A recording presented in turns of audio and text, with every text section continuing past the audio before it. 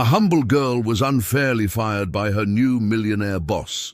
Weeks later, he met her on a blind date and was stunned by what he found out. Hello, viewer. Thanks for joining us. Leave a like and share your thoughts in the comments, along with the city you're watching from. Now let's continue with the story. Barely 8 in the morning, Barbara Jones paced across her sunlit office at Viridian Dynamics, her laptop clutched against her chest. The hum of downtown Chicago buzzed through the floor-to-ceiling windows, reminding her that she existed at the center of a city always on the move. She brushed a loose strand of her wavy, blonde hair away from her eyes, revealing their intense green spark. Today, she was reviewing data on EcoSpark Chicago, her most cherished sustainability project to date. Originally from a modest family in the suburbs, Barbara, now 32, had poured every ounce of energy into forging a career that balanced ethics and innovation. This bright morning, she wore a crisp white blouse tucked into tailored navy pants, projecting the air of someone fully in control. Yet her mind buzzed with a familiar tension. Her work thrived, but something kept tugging at her heart. She wanted more than business success. She longed for genuine human connection and warmth. Priya Sharma, her dedicated assistant of Indian-American heritage, knocked gently on the glass door. With a slim build, dark hair neatly braided, and a calm demeanor, Priya brought order to Barbara's fast-paced world. Today, she carried a stack of freshly printed reports. "I've updated the figures for your EcoSpark presentation," Priya said, her voice carefully even. "Also, there's a message from your sister." Barbara glanced at the phone lying silent on her desk, recalling Sophia's earlier call that morning too. Sophia Jones, 10 years younger at 22, brimmed with dreams of becoming a chef. Impulsive yet earnest, she adored Barbara for her drive, but often chided her for never taking breaks. Lately, Sophia's messages hinted at wanting sisterly support, probably for a new culinary contest. Barbara made a mental note to call back. Her schedule, however, was unrelenting. A major presentation loomed, and the arrival of a new CEO at Viridian had everyone buzzing with speculation and possible project cuts. Barbara's eyes flickered to the clock on the wall. In half an hour, she would lead a key briefing on EcoSpark Chicago for her division. The plan involved revitalizing old industrial zones with green rooftops, efficient water usage, and accessible community spaces. She believed wholeheartedly in its potential. Chicago had a chance to become a global example of urban innovation, and she wanted to be part of that change. Passion fueled her, even as personal regrets simmered beneath her resolve. Once the meeting wrapped, Barbara planned to snatch a quick lunch. Her best friend, Olivia Liv Chen, had texted 3 times already, pressing her to carve out some semblance of a social life. A practicing attorney with a razor-sharp wit, Liv insisted that Barbara needed to meet new people rather than remain buried in spreadsheets. But Barbara's ambition was a force she couldn't easily temper. She'd spent years building her reputation, and EcoSpark was the culmination of that unstoppable drive. Still, the persistent pangs of loneliness couldn't be ignored. As Priya gathered the presentation files, Barbara's gaze wandered beyond the wide windows. She watched fellow Chicagoans rushing across the intersection, some chatting on phones, others laughing in groups. That sense of camaraderie felt distant. Barbara thrived on leadership, but she realized a piece of her yearned for a partner, someone who truly understood her fervor for sustainability and her restless spirit. Would she ever find that balance or genuine fulfillment? Her phone buzzed, startling her. Another message from Sophia appeared on the screen, bright letters urging Barbara to come home for a family dinner. She sighed, recalling how she'd promised to be more present in Sophia's life.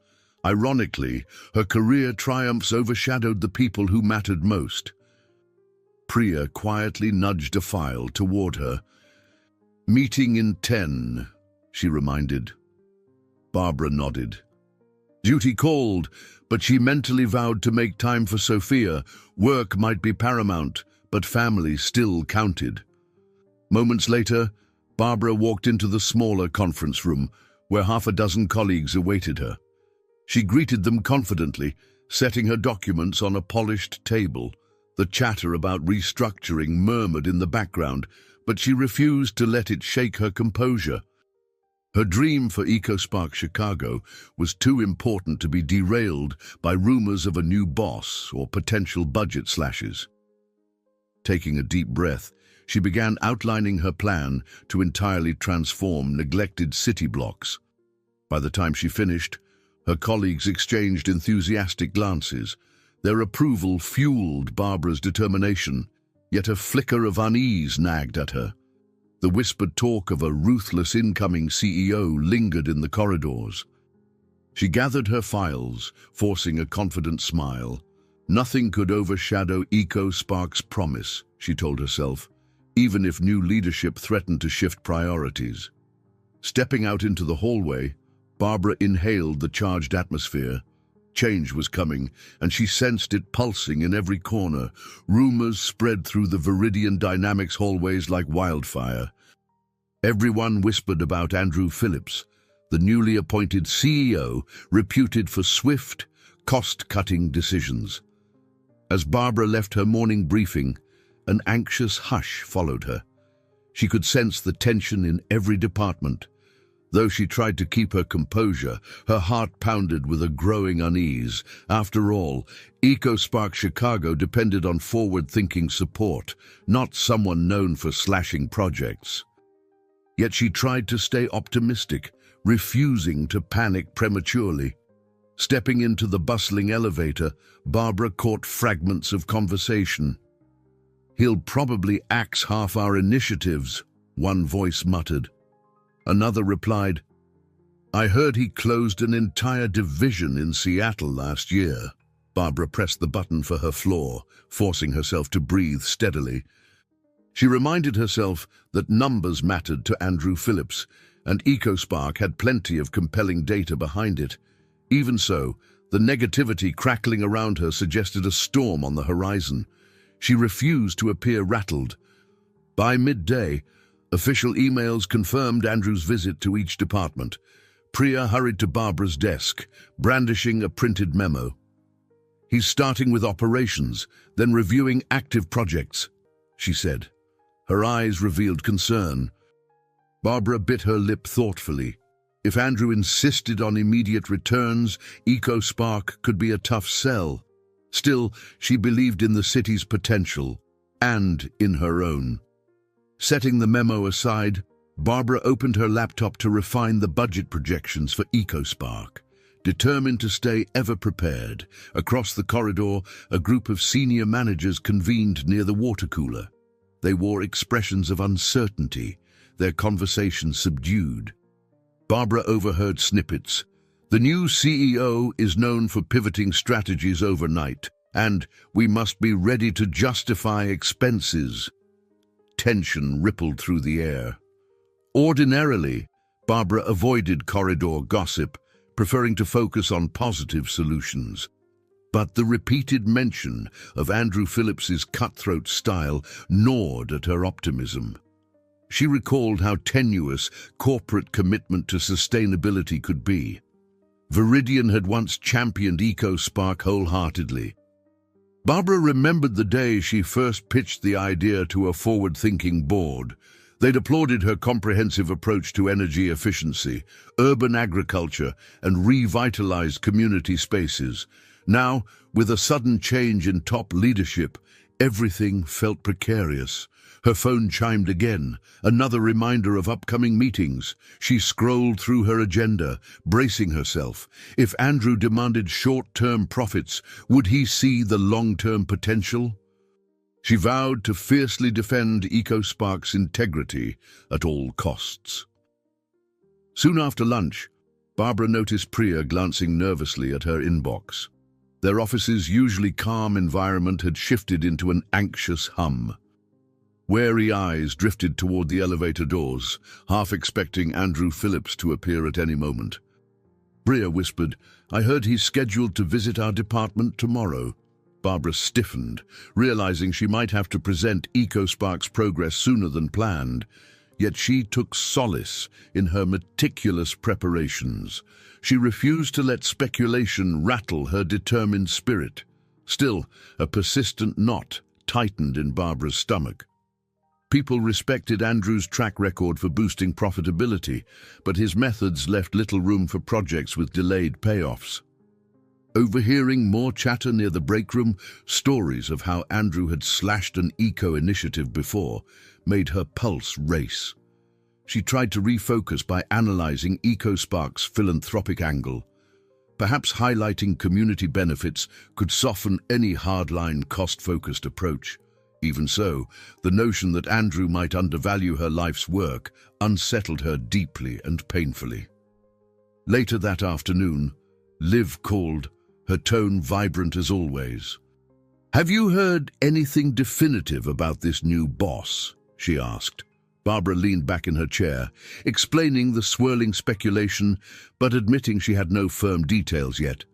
Liv clicked her tongue in sympathy, then shifted gears. "You know, a friend of mine has someone you could meet. A blind date, maybe." Barbara rolled her eyes. Now was hardly the time for dating talk, she thought with quiet exasperation. Outside the office windows, grey clouds gathered over Chicago's skyline, mirroring Barbara's mood. She quickly ended Liv's call, politely declining the offer. Her mind was consumed by tomorrow's looming departmental review.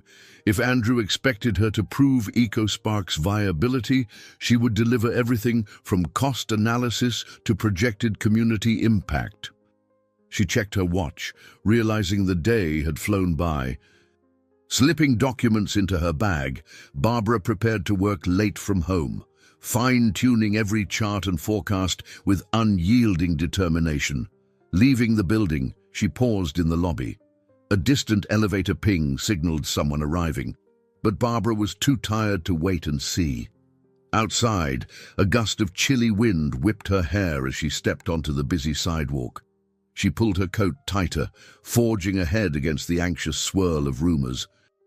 EcoSpark's promise still shone in her mind, even as shadows of restructuring loomed. Regardless of who Andrew Phillips was, she intended to steadfastly fight for her vision. Morning arrived with a haze of tension enveloping Viridian dynamics. Barbara sipped black coffee at her desk, scanning headlines on her tablet. News about aggressive corporate shakeups elsewhere only fueled her anxiety. She tried to remind herself that EcoSpark Chicago's projected returns extended beyond mere profit. They encompassed environmental impact and social renewal. Still, she couldn't ignore the anxious energy flickering around her department. Today might bring that dreaded face-to-face with Andrew Phillips, and she needed every ounce of steady composure. Priya approached, carrying a fresh folder of updated figures. "We've incorporated your latest feedback on cost breakdowns," she explained. "These should strengthen your position if he questions EcoSpark's viability." Barbara flipped through the pages, relief mingling with a knot of apprehension in her chest. If Andrew fixated on short-term gains, no spreadsheet might satisfy him. Her gaze flicked to the clock. It was barely 9, yet she already felt the weight of an uncertain day pressing down like anchors. At 10 sharp, an email announcement confirmed Andrew Phillips was touring various departments. Barbara's colleagues exchanged worried glances. His progress could be tracked almost in real time by hushed phone calls. "He's in finance," someone reported, asking about overhead. The tension swelled with each update. Barbara reread her executive summary again, scanning for any vulnerability. She mentally rehearsed her points on community benefits, energy savings, and brand enhancement. If confronted, she intended to show that EcoSpark promised significant tangible value. Meanwhile, email chains buzzed about possible layoffs. Barbara tried to filter out the noise, remembering her own track record of successful proposals. EcoSpark wasn't just a fanciful green experiment. It had robust metrics attached. But what if Andrew had no patience for any non-traditional venture? Despite her resolve, doubt threaded its way into her mind. To push back that negativity, she recalled the remarkable, enthusiastic endorsements she'd received from local environmental groups. Their trust in her fueled a renewed confidence. Shortly before noon, Priya rushed over with wide eyes. "He's down the hallway," she whispered, "meeting with the operations team." Barbara exhaled sharply, bracing for her turn. Heart thrumming, she gathered her notes and triple-checked her slides. Would Andrew barge into her office next? She pictured a tall figure with dark hair and a steely gaze, demanding immediate answers. Swallowing hard, she silently reaffirmed her convictions. EcoSpark's blueprint could speak for itself, assuming he gave her any fair chance to present. To her surprise, lunchtime arrived without a summons. Andrew seemed busy scrutinizing budgets in other wings. Barbara slumped into her chair, relief and frustration mingling. She'd built up such anticipation, and now she was stuck waiting. The tension felt worse than a direct confrontation. She texted Liv, "No sign of the big boss yet?" Liv responded with a string of encouraging emojis. Despite the gnawing uncertainty, Barbara forced herself to eat a quick salad, fueling her mind for upcoming battle. Her phone buzzed again, this time Sophia calling. Barbara almost didn't pick up, but guilt nudged her. "Hey, Soph," she greeted softly. Sophia's excited voice filled her ear. "I might enter this new culinary contest. Can we talk tonight?" Barbara stared at her screen, thoughts whirling. She wanted to support her sister, but the day's pressure weighed heavily. With a forced smile, she promised to call later tonight. Hanging up, she vowed to find balance eventually. Somehow, once this storm passed. By mid-afternoon, Andrew had reportedly moved on to the marketing floor. Barbara sensed her window was closing, or perhaps nearing. She decided to refine one last chart, comparing projected greenhouse gas reductions with the company's increased brand equity. If her plan worked, Viridian would benefit from positive press, community goodwill, and potential tax incentives. She triple-checked the references, her heart thudding. If Andrew saw only upfront expenses, she feared he'd dismiss EcoSpark outright. She refused to let that ever happen. Finally, an abrupt knock jarred Barbara from her concentration. A junior assistant peeked in, breathless. "Mr. Phillips is heading this way, ma'am." Barbara nodded, her pulse skyrocketing. This was it, time to defend EcoSpark or watch it crumble under corporate skepticism. She snapped her laptop shut and stood, smoothing invisible wrinkles from her blouse. As footsteps neared, she inhaled, summoning calm. Whatever Andrew Phillips was about to say, she'd respond with unwavering resolve. Her entire career led to this pivotal moment. Outside her doorway, voices grew louder, and Barbara recognized Priya's polite greeting. She clasped her notes, adrenaline surging. Any second now, Andrew Phillips would cross the threshold, bringing the specter of reorganization with him. But for all her worries, Barbara felt a spark of pride. EcoSpark Chicago was strong. It just needed a fair chance. She lifted her chin, stepping forward as the footsteps halted. Today would test her dedication, her composure, and her dreams, everything wrapped in a single encounter. Barbara's pulse pounded as the door swung open. In walked Andrew Phillips, tall, dark-haired, with cool blue-gray eyes that scanned the room like a hawk surveying prey. A pair of executives flanked him, each holding a tablet. Priya discreetly slipped away, leaving Barbara alone to present EcoSpark Chicago's merits. Andrew offered a curt nod. "Ms. Jones? I'm here to review your project." His voice was calm, but carried an undertone of impatience. Barbara summoned her courage to begin. She started by highlighting EcoSpark's core objective: revitalizing neglected urban zones using sustainable methods. The plan proposed green roofs, renewable energy sources, and community-centered public spaces. Andrew stood there, arms crossed, while the executives tapped notes. Barbara's heart hammered with every click. Partway through, Andrew interrupted. "How soon until we see profits?" He didn't glance up from his phone. Barbara steadied herself, explaining that true ROI would emerge over a longer horizon. His brief frown spoke volumes. Still, she pressed on, projecting slides onto the wall that showed data on reduced energy costs, potential tax incentives, and boosts to Viridian's public image. One executive asked pointedly, "Have you calculated the risk if city officials balk at the scale?" Barbara answered with calm confidence. Chicago's leadership had shown initial enthusiasm for such forward-thinking projects. Andrew narrowed his eyes.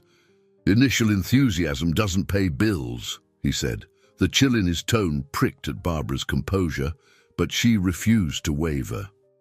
Undeterred, Barbara emphasized community engagement metrics, explaining how local organizations had committed volunteer hours if Viridian moved forward.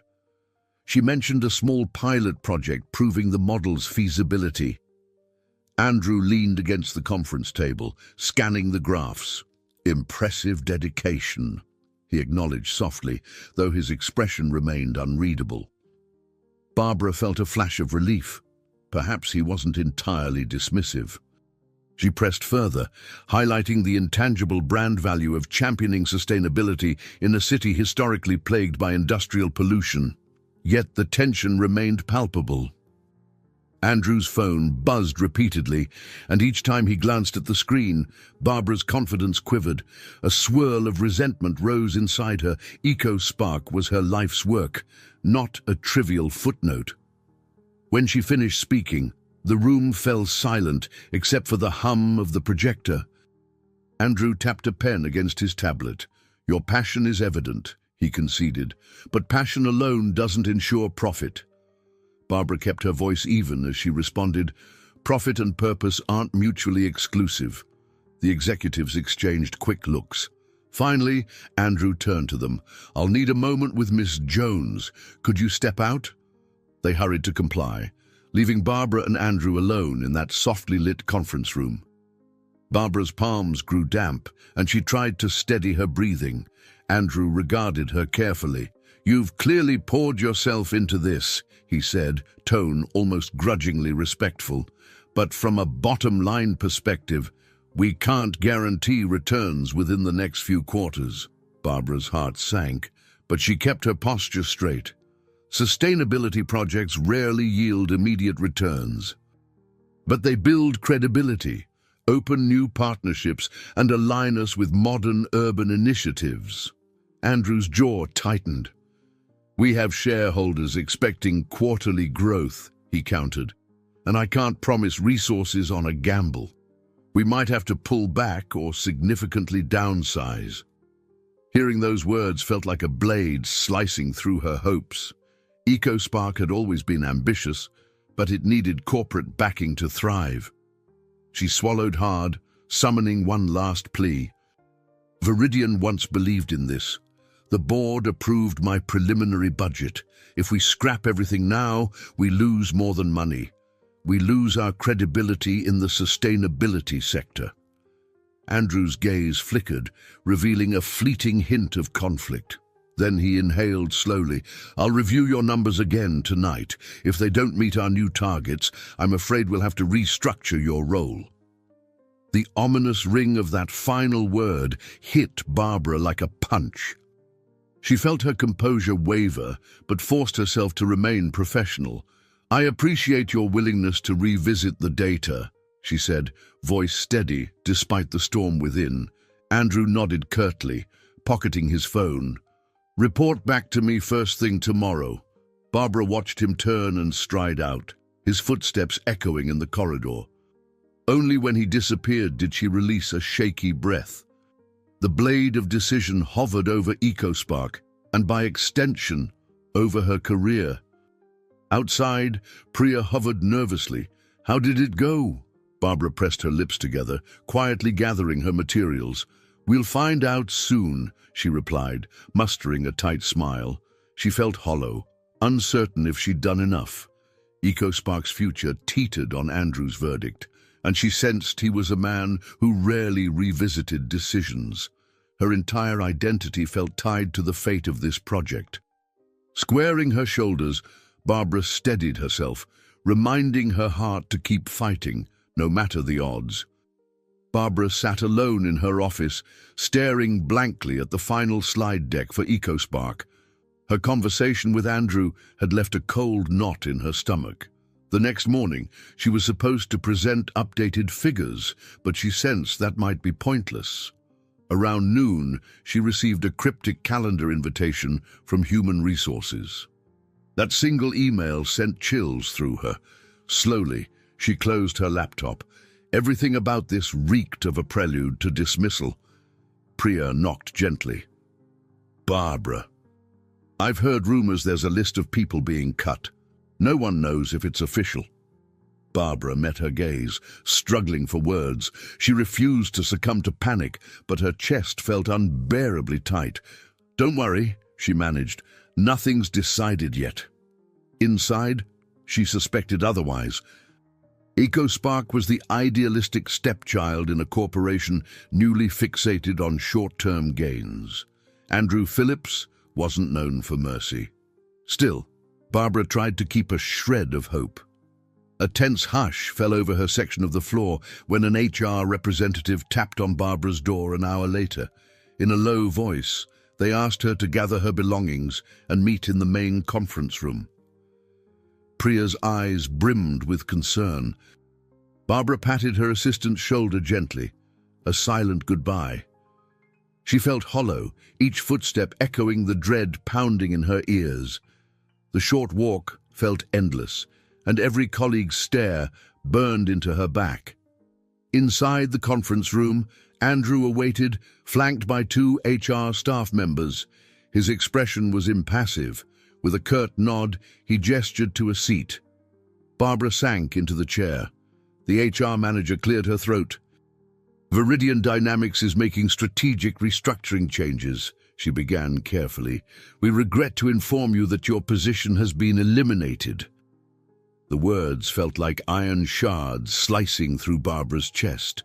She gripped the armrests, willing herself not to falter. Andrew's voice cut in, cool and restrained. This is not personal. We appreciate your contributions but must align with the new vision. Barbara blinked, throat tight.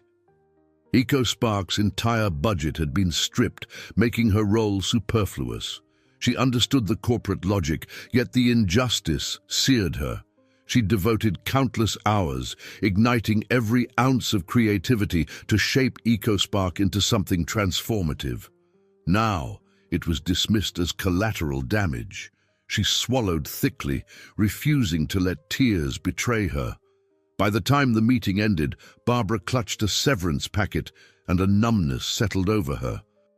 Andrew excused himself without meeting her eyes. HR spoke about references and possible outplacement services, but Barbara barely heard. In a daze, she returned to her office, finding Priya in tears. With forced calm, Barbara packed her personal items, framed photos, a plaque from an environmental group, and a small, succulent plant that symbolized regrowth. The rest felt meaningless now. Leaving Viridian Dynamics felt surreal, like exiting a dream-turned-nightmare. In the lobby, she paused, shutting her eyes against a wave of anguish. Just days ago, she'd believed she could sway Andrew's decision with logic and passion.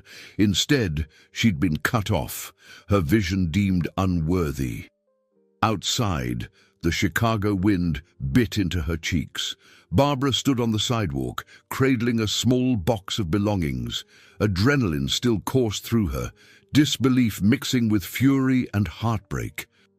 That evening, her loft in the Fulton Market District felt emptier than ever. She flung her keys onto the kitchen counter and sank onto the couch. Her phone buzzed with missed calls from Sophia and Liv. She couldn't bring herself to answer.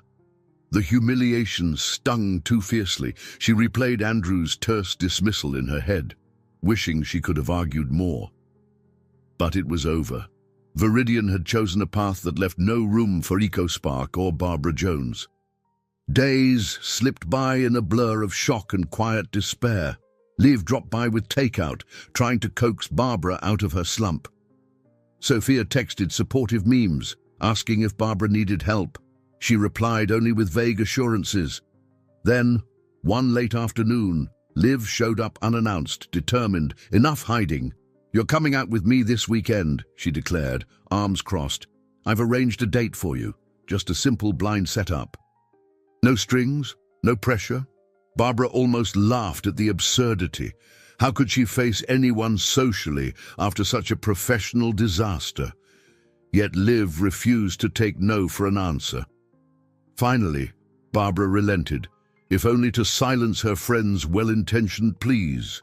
She had to start somewhere, and maybe stepping outside her humiliation was the first step. Besides, she couldn't sink any lower in self-esteem. If nothing else, a night out might distract her from the gaping wound of her lost career. So, on a chilly Friday evening, wearing a simple black dress and a cautious heart, Barbara headed to the Aviary, an upscale restaurant known for inventive cocktails. She clutched her phone, scanning the crowd for her date. Liv had mentioned only that he was successful, a bit serious, but genuinely interesting. Barbara exhaled slowly, reminding herself to stay open-minded. She had no idea that the man she was about to meet was the same one who'd just shattered her world. Barbara Jones stepped into the Aviary with guarded optimism, half certain this blind date might provide at least a temporary escape from her professional disaster. The restaurant's interior radiated modern elegance, soft lighting, exquisite glassware, and creative cocktail presentations that drew curious stares from sophisticated patrons. She adjusted the sleeve of her simple black dress, trying to steady her pulse. Her eyes scanned the tables, searching for a man she'd never met. Her friend Liv had provided only a vague description. He's successful, maybe a touch serious, but definitely worth meeting. Clutching her phone, Barbara noticed a text from Liv. "Have fun. Don't overthink it." Barbara rolled her eyes, exhaling a tremulous sigh. The hostess approached with a polite smile, asking if she was meeting someone. Barbara nodded, giving her name. "Right this way," the hostess said softly, leading her to a small corner table near an impressive display of exotic flowers. As she approached, she recognized that broad frame and dark, neatly combed hair from behind. A cold jolt flashed through her veins. It couldn't be.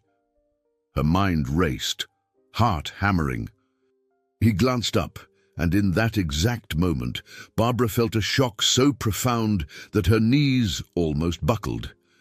Andrew Phillips, the very man who had fired her without hesitation at Viridian Dynamics, sat waiting at the table. His blue-grey eyes revealed an instant of equal surprise. She watched him stiffen, mouth parting in wordless disbelief. A rush of indignation and humiliation surged through her. Even if the hostess hadn't been standing there, Barbara couldn't have moved. Every fiber in her body told her to flee, but something else, some mix of anger and morbid curiosity, kept her rooted. Andrew rose slowly, clearing his throat. "Barbara." His voice held a note of genuine confusion. For a few seconds, neither spoke. The hostess, uncomprehending, offered them menus before discreetly stepping away. Barbara finally found her voice, though it emerged sharper than intended. "What is this?" she hissed, her heart pounding. "Some twisted joke." Her cheeks warmed with the memory of that awful morning in HR, the severance papers, the humiliation. Now he was here, expecting a pleasant evening. Andrew lifted both hands in a gesture of surrender. "I didn't know it was you," he said, brow furrowing. "A friend arranged this. He mentioned a blind date, not your name." The tension was so thick it weighed on every word. Barbara stared at him, fury battling shock. She glanced around, catching the curious glances of nearby diners. She wanted to drop her menu, turn on her heel, and race out of the aviary. But Andrew's guarded expression stopped her. Part of her wanted to vent every ounce of resentment. Another part was strangely, annoyingly, intrigued. Drawing a slow breath, Barbara lowered herself into the seat across from him. "I can't believe Liv sent me here," she murmured, half to herself. Her mind reeled. Liv had no idea that my ex-boss, the man who ruined my career, would be my date. Andrew studied her for a moment, then spoke softly. "Look, we could both leave. Let me call you a cab. This," he gestured around the table, "doesn't have to happen." His tone was measured, but his eyes betrayed disquiet. She hesitated, recalling the suffocating loneliness of her apartment. Did she really want to return to that echoing space and brood over her misfortune? Forcing herself to remain composed, Barbara lifted her chin. "I'm already here. Might as well order a drink." She offered a grim smile, and he nodded. A waiter appeared as if on cue. Barbara, feeling unsteady, requested a low-alcohol cocktail, while Andrew went for a neat whiskey. A tense silence fell, broken only by the gentle clink of glasses from surrounding tables. Barbara wondered if Andrew felt anything akin to regret for what he'd done at Viridian, dismissing her so abruptly, cancelling EcoSpark. Eventually, she found her voice.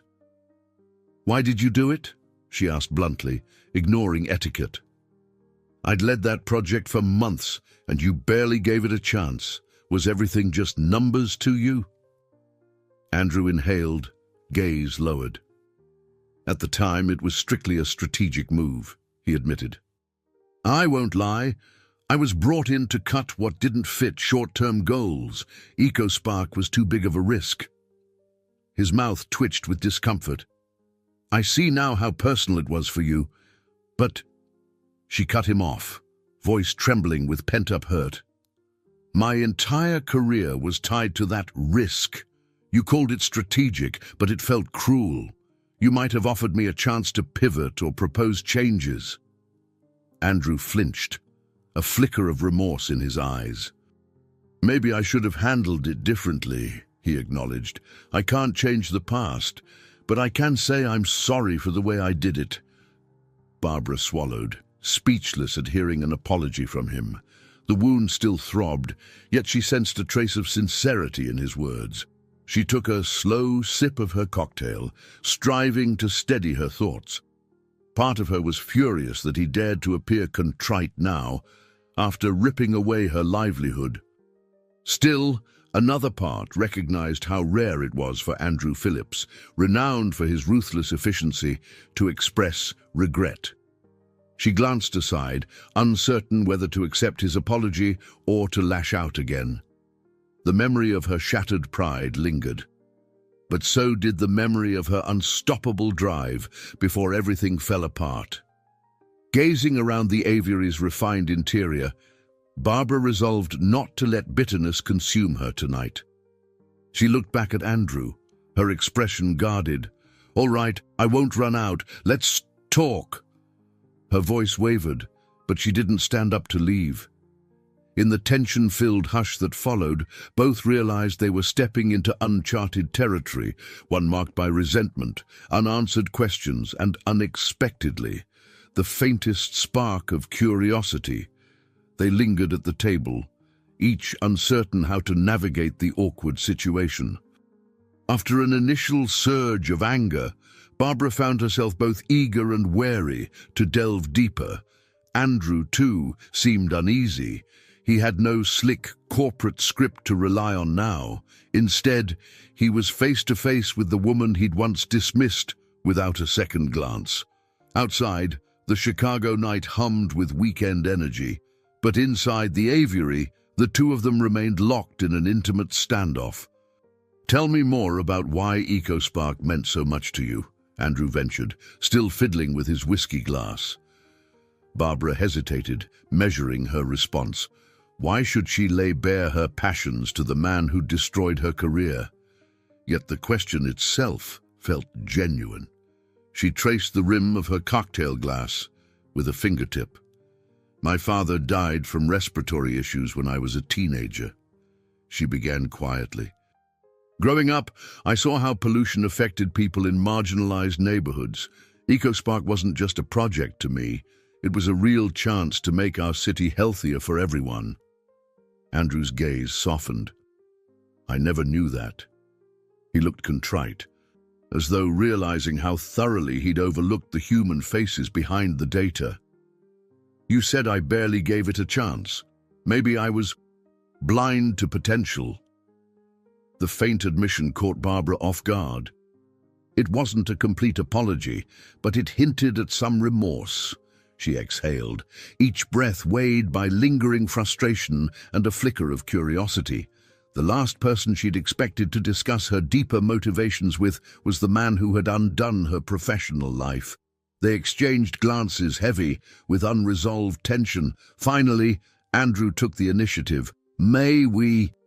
He gestured at the half-empty plates of appetizers the waiter had brought over. Can we try to talk this out? We can leave all corporate talk aside for a moment and just be two people having dinner. Barbara let out a mirthless laugh. That's easier said than done, but I guess we can attempt not to kill each other over dessert. She forked a small piece of spiced fish from the shared platter, appetite still overshadowed by nerves. So, Barbara, he continued more cautiously, you've been dealing with a lot since leaving Viridian, I imagine. She caught the slight waver in his tone. Perhaps from guilt, she decided to be direct. Yes, it's been devastating. I poured my life into that job and suddenly it was gone. She shrugged, voice brittle. I felt worthless. I've never been fired like that. I had to question my own competence, my own sense of purpose. Andrew leaned forward, elbows resting on the white tablecloth. I should have handled your situation differently, he said. In truth, I was brought in to show strong leadership from day one, and I saw your project as unprofitable in the short run. But hearing you talk about it makes me see there was a human element I overlooked. Barbara searched his face, searching for any sign of insincerity, but she found none. She felt an odd stirring of empathy. Still, the sense of betrayal ran deep. While the tension between them ebbed slightly, the spectre of her abrupt firing hovered in every pause. They lapsed into another uneasy silence. Barbara's phone buzzed with a text, likely Liv or Sophia checking in, yet she ignored it, focusing on the man across from her. I suppose it's too late to go back in time, she said, swirling her drink slowly. But hearing you say you might have acted rashly helps me let go of some anger. Andrew nodded. I appreciate that. If I could, I'd offer you a chance to re-pitch EcoSpark, but realistically, that door is closed. The company moved on. Barbara swallowed the knot in her throat, forcing a small nod. And I'm trying to move on too, she admitted. I'm picking up freelance consulting projects. It's rough, but maybe it'll lead to new doors. She tried for a smile, but wasn't sure if it reached her eyes. That future felt so uncertain, yet a tiny spark of hope glimmered at the idea of forging her own path beyond Viridian's halls. Their conversation drifted into more personal territories. Andrew mentioned he grew up in a family entrenched in old-school business traditions, explaining how that shaped his pragmatic view of corporate life. Barbara shared glimpses of her close but sometimes strained bond with her sister, Sophia, whom she often overlooked in her drive for professional success. Each minute they spoke, the atmosphere softened, curiosity replacing their earlier hostility. But it was a delicate balance, a fragile truce. Near the end of the meal, Andrew cleared his throat. I'd still like to make amends somehow, he said carefully. I know I can't undo the damage, but maybe outside the office context, we could see each other again, strictly if you want. Barbara tensed, her heart conflicting with her mind. Part of her wanted to push him away for good, yet another part felt strangely drawn to the honesty she glimpsed behind his formidable exterior. She studied him in the candlelit gloom, recalling how his decisive cruelty had left her reeling. She couldn't forget that. Still, she found it almost impossible to label him the same distant villain as before. After a moment, she inhaled slowly. "I'm not sure what that would look like," she admitted, voice trembling slightly. "I guess we could talk once in a while. But—" She paused, meeting his gaze. "Don't expect forgiveness overnight." Andrew nodded, a flicker of relief crossing his face. The tension between them settled into something almost manageable. They settled the bill, each paying their own share, a quiet symbol of Barbara's independence, and rose from the table, both uncertain yet not ready to walk away forever. As they parted outside, the Chicago air bit with a soft chill. Something fragile and unexpected had formed between them, a precarious bridge built over deep waters of resentment and the faintest glimmer of something new. The next morning, Barbara woke to a pale winter sun streaming through her loft windows.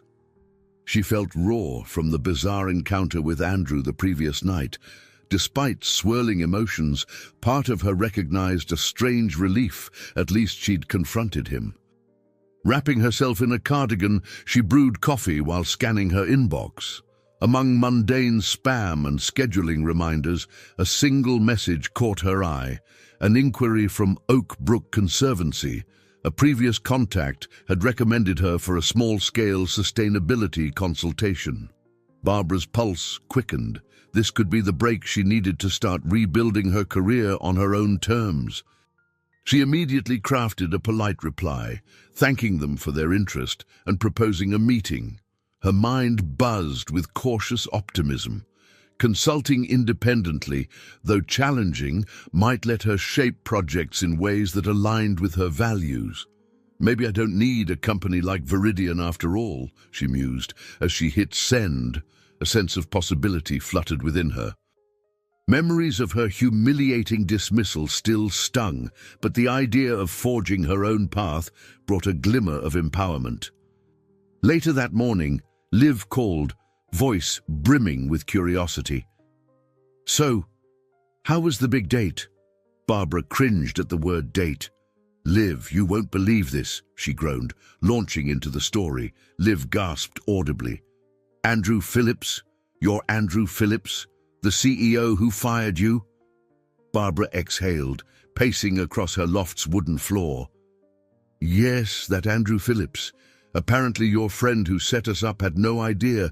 It was awkward as hell." Liv erupted in disbelief.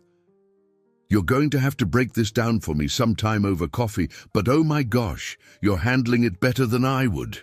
A few hours later, Barbara sat at her makeshift home office desk, really just her dining table cluttered with binders, reviewing preliminary notes for Oak Brook Conservancy. She felt a renewed sense of purpose, drafting strategies for community-based green initiatives. These smaller projects still excited her, reminding her of how she'd first fallen in love with environmental work. There was a kind of freedom here. No stifling corporate boards to appease, no single figure with the authority to shut her down on a whim. Though she was eager to share her developments with someone, Barbara realized she had few professional allies outside Viridian. Priya's occasional texts informed her about tensions within the company, but Barbara couldn't exactly confide in her ex-assistant about new freelance jobs. She had to stand on her own 2 feet now. She scribbled a to-do list, finalize an initial proposal, arrange a Zoom meeting with Oak Brook's director, and craft a marketing strategy to attract more clients. "Yes," she thought determinedly, "I can do this." Mid-afternoon, her phone buzzed. The screen displayed Andrew's name. Barbara's pulse leaped, mind swirling with last night's unresolved tension. Should she ignore it? After a moment's hesitation, she answered, "Hello?" She braced for corporate briskness, but Andrew's tone was subdued. "Hey, Barbara. I was calling. I'm not sure if it's inappropriate, but I wanted to follow up. See how you're doing after everything." She inhaled sharply, aware of a surge of complicated emotions. Part of her wanted to snap that she was just fine. Another part welcomed the courtesy. "I'm managing," she said curtly, "exploring freelance opportunities." A pause crackled through the line. Andrew cleared his throat. "I'm glad to hear that. Look, I know it's none of my business, but if you ever need resources or references—" Barbara's immediate indignation flared. "I don't need your pity," she cut in, then softened her tone. "But thanks for offering.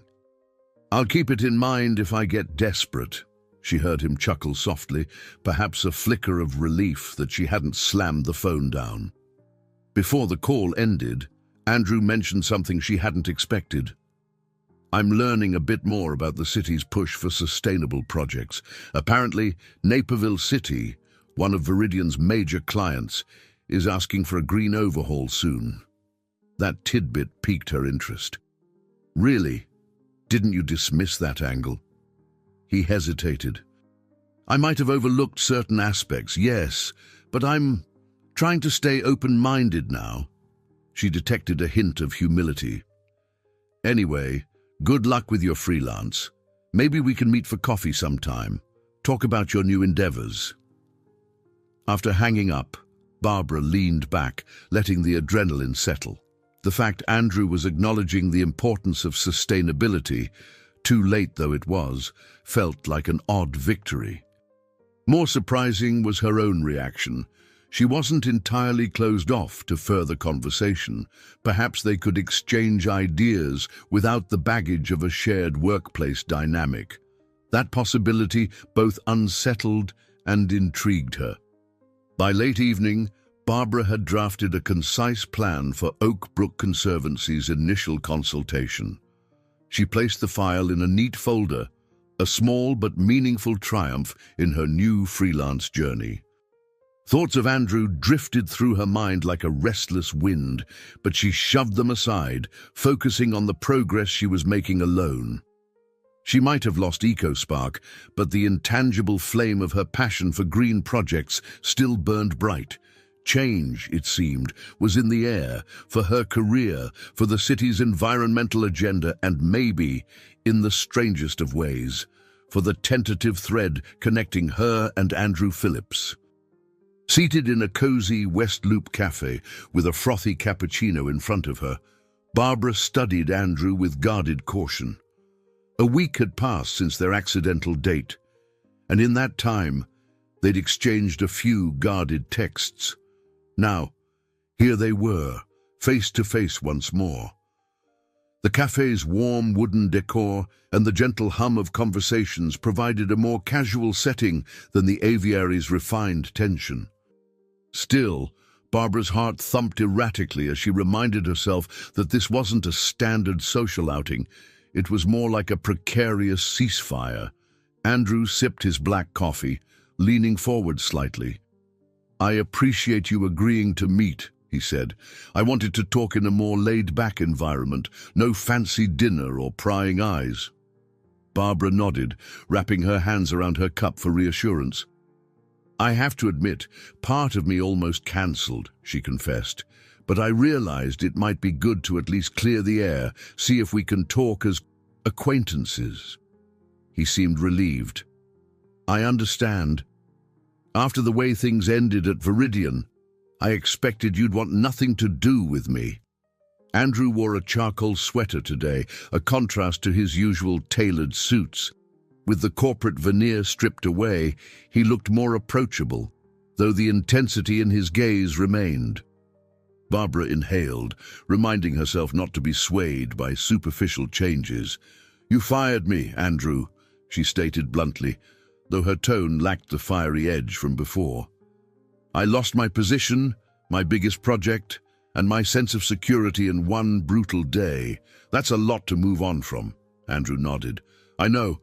I can't undo that, but I can acknowledge it was painful and that my methods were cold." He laced his fingers, gaze dropping to the table. "I came here today with a request, well, More of an idea. You're a free agent now. Viridian is dealing with a crisis involving a new urban development contract in Naperville City, and we're lacking the right expertise in sustainable design. Barbara arched an eyebrow, her frustration flaring anew. Oh, so now you realize you need me. A trace of color rose in his cheeks. I understand how that sounds, but I'm not asking you to return to Viridian as an employee. Our board is considering a short-term consultant specifically for green solutions. When I saw you were doing freelance, I couldn't help thinking you'd be perfect. I wanted to gauge your interest. Barbara tensed, memories of her humiliating exit from the company swirling in her mind. Yet the proposition piqued her professional curiosity. Could she truly collaborate again with the same corporation that severed her project and cast her aside? She took a measured breath. You want me to consult, possibly as an outside contractor, after everything? Andrew nodded, meeting her eyes directly. We'd pay your rate, give you autonomy. I realize it's complicated, but Naperville's local government is demanding a serious sustainability plan, something akin to what you pioneered with EcoSpark. Viridian is desperate not to lose this contract. Barbara leaned back, letting the gravity of his words sink in. She pictured a scenario where she could shape a new project on her own terms, proving her capabilities. But was it worth stepping back into Viridian's orbit? She stared out the window, watching pedestrians bustle by. I'll consider it, she finally said. I have a small project with Oakbrook Conservancy, but maybe I can juggle both. However, I have conditions. Andrew listened attentively, nodding. Name them. She enumerated them methodically. A consulting contract that recognized her independence, no interference from the departmental heads who undervalued her expertise, and the freedom to propose creative solutions. If Viridian wanted her help, they had to respect her input. Andrew readily agreed. I can negotiate those terms with the board. It's in everyone's interest to see if we can salvage the Naperville deal. I promise you'll have full credit for your work. Barbara struggled to read his expression. Was this pure corporate pragmatism or genuine respect? Perhaps it was a bit of both. She told herself to remain cautious.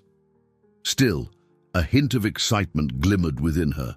This could be a way to re-establish her credibility, not under the old hierarchy but on her own freelance terms. They lingered in conversation, drifting into more personal territory. Barbara explained her new approach to consulting, smaller engagements, direct community outreach. Andrew listened, occasionally asking thoughtful questions. She sensed he was trying to connect, to show he wasn't just an aloof businessman, but rather someone who appreciated her vision. She found herself revealing more than intended, her hopes for a city that embraced green design, her desire to shape real changes in the neighborhoods that needed it most. Eventually, as they prepared to leave, Andrew placed a business card on the table.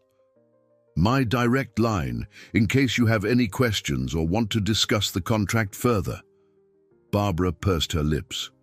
Part of her hated that she still found him compelling, a mixture of intelligence and quiet intensity that had once infuriated her.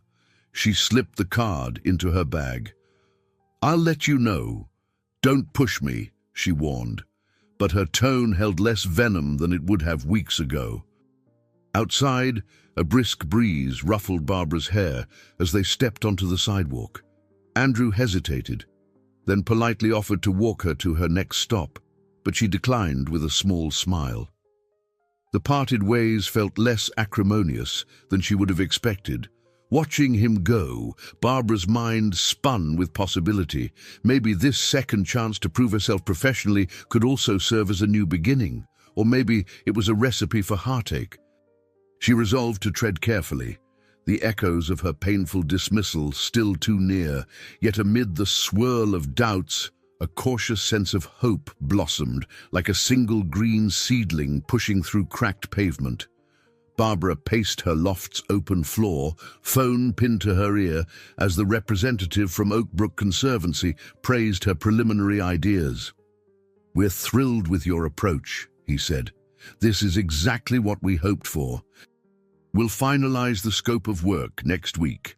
Barbara's face lit with a relieved smile. "That's fantastic," she replied, ending the call on a high note. The warmth that surged through her reminded her how fulfilling it was to be recognized for her expertise. Setting down her phone, she shuffled the draft of her Naperville proposal across the table.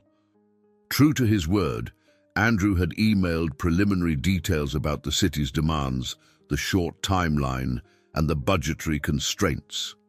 Reviewing them, Barbara bit her lip. This was no small challenge. Naperville's city officials wanted immediate solutions, cost savings, and visible green initiatives that would garner positive PR. She recognized the parallels to what EcoSpark could have been, though the scale was slightly different. The opportunity to shape a city's sustainable future remained deeply compelling. Before diving into more research, Barbara shot a quick text to Liv. "I might do a consulting gig for Viridian. Long story, but it's on my terms." The immediate reply, "What? Let's talk. Call me ASAP." Barbara laughed softly. She knew Liv would dissect the moral and emotional implications of working for her ex-employer, especially since Andrew was still at the helm. But Barbara needed to trust her instincts. If she could implement real change in Naperville and keep full autonomy, that might be worth revisiting Viridian's sphere. A moment later, her sister Sophia called. "Barb, I just saw a news piece about Naperville's green development," Sophia chirped excitedly. "Are you involved? Seems right up your alley." Barbara smiled. "Possibly, yes. I'm exploring a freelance arrangement. How's culinary school going?" Sophia giggled. "Busy but fun. I'm learning pastry next week. Be ready to taste test." Barbara promised to visit soon, touched by her sister's cheerful support. It felt good to focus on a shared sense of progress, Barbara's new career approach, Sophia's culinary passion.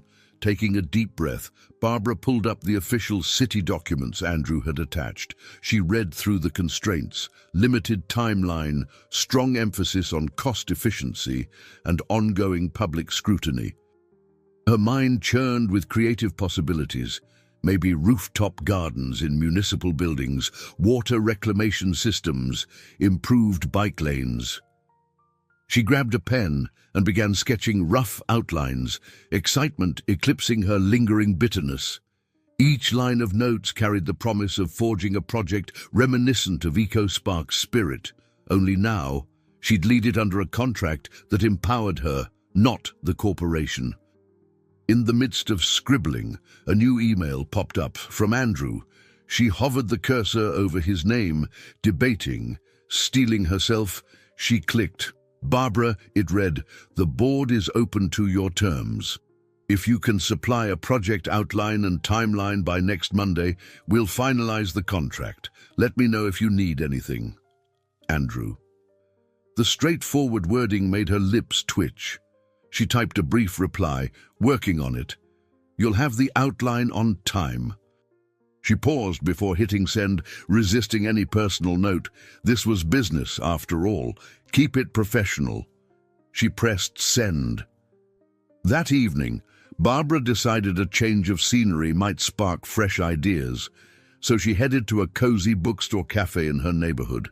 Settling at a small table, she spread her notes and laptop out, fueling her brainstorming with an aromatic tea. As she typed, a wave of renewed purpose washed over her. Here she was, forging her own independent consultancy. She pictured a future filled with flexible projects, each shaping a greener city, each time building her reputation. Perhaps she'd never need to rely on corporate gatekeepers again. Over the next few days, Barbara fine-tuned the Naperville proposal, determined to make it airtight. She included cost analyses, risk mitigation plans, and a phased approach to infrastructure upgrades. She modeled potential positive outcomes using data from previous community-based sustainability efforts. The final document mirrored her passion for evidence-based innovation, and crucially, she labeled herself as lead sustainability consultant, refusing to be overshadowed or credited under anyone else's name. On Friday, she emailed Andrew the completed outline, heart pounding at the prospect of re-entering the ring with Viridian. Within an hour, a short reply arrived. Got it. Looks solid. Let's review Monday morning, my office, 10 a.m. Barbara exhaled, a flurry of nerves mingling with anticipation. This was happening. She was about to step onto a path that might redeem her professional reputation and restore her faith in large-scale sustainability projects. A step forward indeed. That night, she couldn't resist calling Liv to discuss the developments. Liv listened intently, then asked, "And how do you feel about seeing Andrew again in a professional setting?" Barbara hesitated. "It's complicated," she admitted. "Part of me is still angry. Part of me recognizes he's trying. I'm not sure if I trust him, but I trust myself. That has to be enough." Liv seemed satisfied with that response. "Just watch your back and your heart," she advised gently. Barbara nodded, glancing around her loft. It might be prudent to protect herself from further betrayal, but she refused to cower in fear forever. Come Monday morning, she would walk into Viridian's sleek offices no longer as a vulnerable employee, but as a hired expert. If everything went well, she'd secure a contract to help shape Naperville's future, an achievement no rumor or corporate meddling could tarnish. Regardless of Andrew's role, Barbara intended to define her own success. The next chapter of her life was unfolding before her eyes, and for the first time in weeks, she felt a genuine surge of optimism. She was determined not to let anyone, millionaire, CEO or otherwise, rob her of this hard-won momentum. Barbara Jones entered the glossy lobby of Viridian Dynamics on a crisp Monday morning, her shoulders squared and her heart pounding. This time felt different. She was here as a freelance consultant, not a vulnerable employee. Clutching her laptop bag, she approached the reception desk, giving her name with as much poise as she could muster. The receptionist recognized her, eyes flicking with faint surprise, but politely directed her upstairs. Barbara exhaled and headed for the familiar elevator that once ferried her daily to a job she'd loved. Inside the elevator, she stared at the mirrored walls.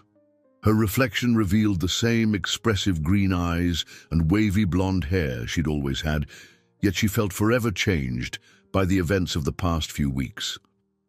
With a decisive ding, the doors slid open onto a hallway lined with bright artwork and an energy that reeked of corporate ambition.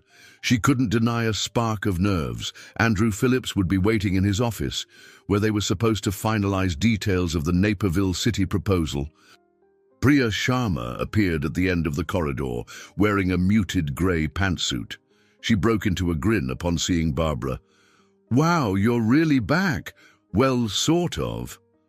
Her voice held genuine warmth. "I heard about the consulting arrangement. I'm thrilled for you." Barbara returned the smile, a wave of relief coursing through her. "I've missed working alongside you," she said. "But this is strictly a project-based deal, so I won't be stepping on your toes for long." Priya nodded. "Still, it's nice to see someone pushing sustainable initiatives around here again." Andrew's assistant ushered Barbara into his corner office, a spacious environment with floor-to-ceiling windows overlooking Chicago's skyline.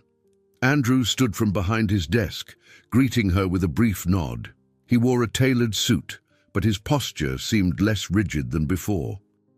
"Good morning," he said, gesturing to a seat across from him. "Thanks for coming in." Barbara took a seat, setting her laptop on the wooden tabletop. Despite the cordial exchange, a taut current charged the air. They were both aware of the complicated personal history hovering between them. She'd compiled a presentation detailing her approach to Naperville City's green redesign, emphasizing phased implementation, stakeholder engagement, and realistic cost-benefit projections. As she clicked through slides, Andrew studied them intently. Occasionally, he asked pointed questions. How soon can we show initial results to city officials? Or what level of pushback might we expect from more conservative council members? Barbara answered with confidence, drawing on experiences from her earlier EcoSpark research. When she finished, Andrew leaned back, crossing his arms in thought. "Your plan is exactly the sort of insight we need," he said, sliding a formal contract across the desk. "I've included the terms we discussed.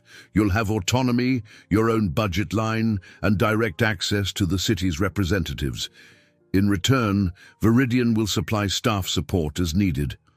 Barbara examined the document.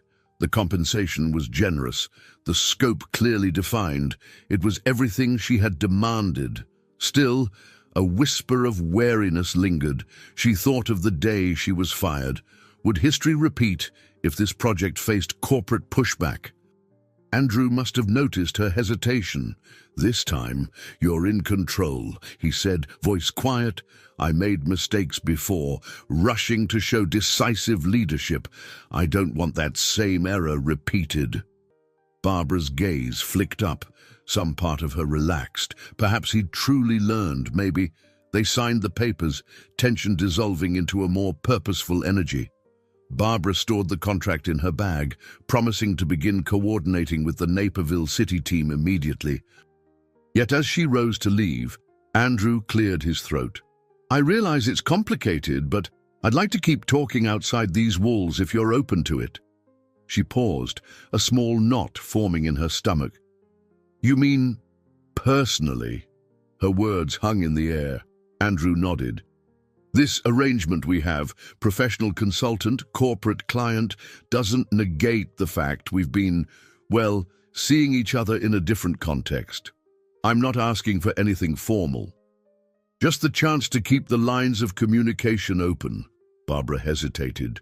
Their connection was undeniably charged, a tangle of resentment, attraction, and a mutual respect that was still blossoming. "Let's keep things simple," she said, her voice carefully steady. "Work first. We'll see if there's space for anything else later." Andrew accepted that with a respectful incline of his head. Understood. Leaving his office, Barbara found Priya again, who eagerly showed her to a temporary workspace. On the surface, it was standard corporate fare. Grey walls, a desk, a phone. But Barbara reminded herself she was no longer an employee expecting job security. Now, she was a consultant with full creative control of the project that might define her career's new chapter. She dove into scheduled calls with Naperville officials, discussing timelines and clarifying expectations. The city's representatives expressed excitement, revealing that the mayor's office needed quick wins to showcase to citizens who valued sustainability. This momentum bolstered Barbara's confidence. Perhaps she and Andrew could turn things around, even if Viridian's environment still reminded her of old wounds. In the hallway, a few familiar faces eyed her curiously, some with discreet approval, others with uncertainty. Word traveled fast, and Barbara sensed office whispers about the irony of her return, fired once, now back as a specialized expert. She kept her head high, focusing on the slow but steady building of her new role. That evening, she left the Viridian building with a measurable sense of accomplishment. She felt a private thrill in shaping secrets under construction, as she dubbed the hush-hush possibility that she and Andrew might be forging not just a professional alliance, but something else. Yet for now, she was content to channel her drive into Naperville's transformation, determined to prove, above all to herself, that she hadn't lost the passion or skill that once defined her. Less than a week into her consultancy, Barbara found her schedule overloaded with urgent requests and shifting demands. The Naperville city officials wanted tangible proposals to present at a community feedback session. Meanwhile, Viridian's legal team insisted on triple-checking every line item to ensure compliance with corporate guidelines. Barbara fought to hold her ground, remembering she was here to lead, not simply follow commands. Yet the organizational politics churned around her, pulling her into a vortex of conference calls, last-minute requests, and pressing deadlines. Amid this scramble, Andrew kept a surprisingly low profile. He steered clear of micromanaging her work, respecting the autonomy she'd negotiated. However, they shared a few informal coffee chats in the building's sleek cafeteria. Occasionally, their conversations strayed from business. Andrew asked after her sister, Sophia, or teased her about her constant phone calls. She responded guardedly, uncertain how much personal ground to give. Her pride still smarted, even as part of her felt undeniably drawn to his calm under pressure. One afternoon, tension flared unexpectedly. Viridian's finance department flagged Barbara's cost estimates for citywide infrastructure updates, claiming the overhead was unacceptably high. Barbara was in the midst of explaining the long-term payoffs when a stern VP barged into her workspace, demanding an immediate recalculation. Priya looked on helplessly. After a terse exchange, Barbara coolly insisted that short-term expense was inevitable if they wanted lasting results. She ended the conversation with a simple statement: "These are my professional recommendations. If you want to slash corners, find someone else." The VP left fuming, but Barbara refused to bend. She took a moment to steady her breath. Adrenaline coursed through her veins, reawakening the memory of that day she was fired, dismissed for an approach some deemed too risky. But this time, she was not an employee caught in the hierarchy. She had the leverage of being an independent consultant with a specialized skill set. That difference brought both relief and a surge of responsibility. Andrew heard about the confrontation and summoned her to his office. She walked in, expecting potential backlash, but he wore a faint half-smile. "I'm glad you stood your ground," he said quietly, "though you did ruffle a few feathers." Barbara sank into the chair opposite him, arms crossed. "If Viridian wants top-notch sustainability, they can't expect me to conjure it for half the necessary budget. It's not how real environmental progress works." Andrew nodded, gaze steady. "I know. I'll handle the VP." Some of her frustration eased, replaced by a twist of emotion she barely recognized. She was relieved Andrew supported her stance. In that moment, she recalled the night they spent at the aviary, wrestling with the aftermath of her firing. She saw in him a more human side than the corporate shark she'd painted in her mind. The uneasy swirl inside her combined exasperation, gratitude, and a budding attraction she tried not to analyze too deeply. Outside the office, she juggled phone calls with Naperville's community leaders. They insisted on improved bike lanes and green roofs for certain municipal buildings. After drafting a comprehensive outline to present at the upcoming community forum, she found herself texting Andrew about it. His response came swiftly, looking forward to reading the draft. "Good work." The short message warmed her more than she cared to admit. She told herself to remain cautious, yet a small smile lingered on her lips. Personal life, however, proved no less complicated. Sophia called one evening in tears, having just ended things with her unreliable boyfriend, Jaden. "He said I was too focused on culinary school. We hardly spent time together," Sophia sobbed. Barbara consoled her, guilt nibbling at her own conscience. She, too, had neglected relationships when buried in her career. Now she balanced a precarious line between chasing professional redemption and exploring new feelings for the man who once shattered her world. Liv, her best friend, noticed the shift. "You sound a bit, I don't know, lighter these days," she observed during a late-night chat. Barbara laughed mirthlessly. "Lighter? I'm under huge pressure from Naperville and dealing with Viridian's corporate swirl. Plus, I still have a lot of resentment about my firing." Liv's voice turned wry. "Yes, but you also have a big project that aligns with your passion, and you're not entirely hating your daily interactions with Andrew Phillips. That's progress." Barbara let out a long sigh. "It's complicated. We talk about city planning, then trade small jokes. Sometimes I forget how angry I was. Other times it floods back." Days turned into a whirlwind of emails, presentations, and site visits to Naperville. Barbara monitored the city's existing public spaces, measuring angles for potential solar installations. On one visit, Andrew showed up unannounced to observe. She guided him through the location, pointing out areas for green rooftops and explaining how water runoff could be captured for irrigation. He listened intently, occasionally interjecting with thoughtful questions. At one point, they stood side by side atop a concrete structure that overlooked downtown Naperville. The wind whipped through her hair as Andrew murmured, "You really know your stuff." Barbara, self-conscious under his gaze, nodded. "I've always believed in the potential of places like this." Their eyes met, a moment humming with unspoken tension. But then her phone buzzed, snapping her back to the present, another call from city officials demanding clarifications. She stepped aside to answer, heart thudding with an odd mix of professional pride and personal unease. The demands of Naperville only grew heavier, and she felt the pressure intensifying. Yet with every challenge, her determination to succeed flared brighter.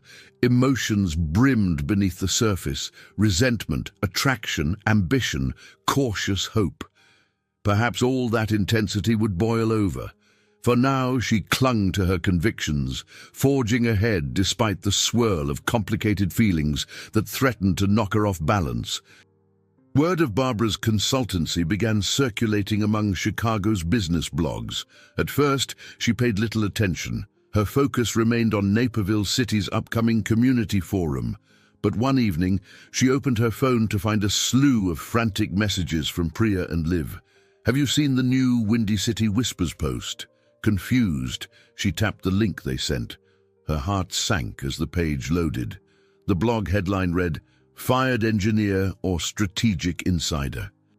Ex-Viridian employee Barbara Jones rebounds into CEO's good graces.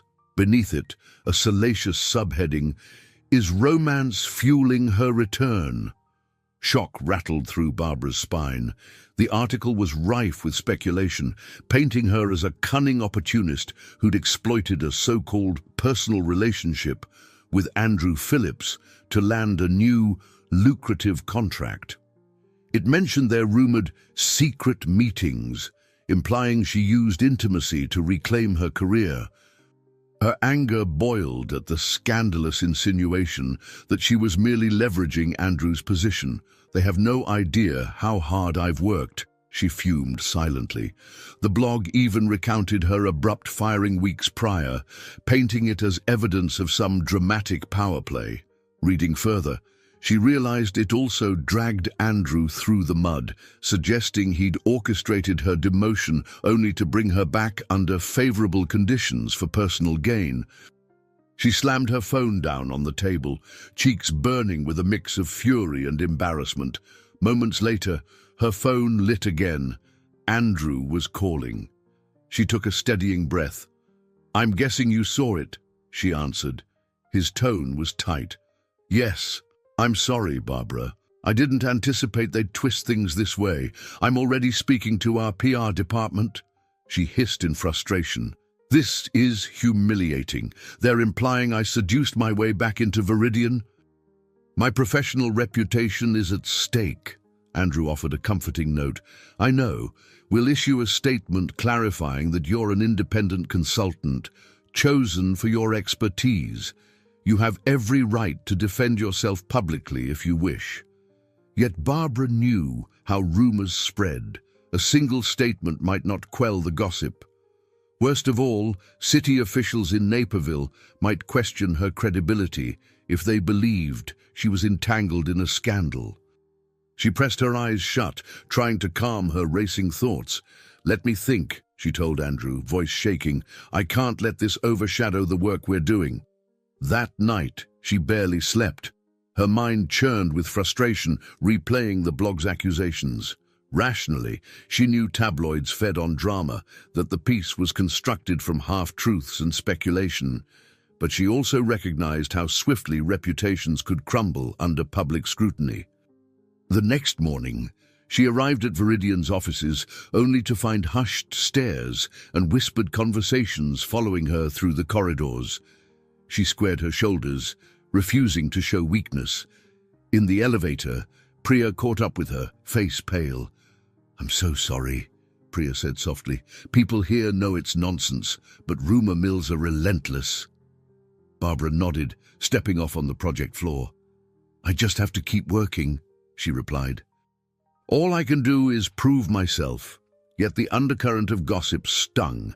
Even a few supportive looks reminded her that everyone was thinking, is she or isn't she involved with Andrew Phillips? Her proudest achievements risked being overshadowed by talk of a scandal. She refused to retreat, however. She'd endured humiliation before and come out fighting.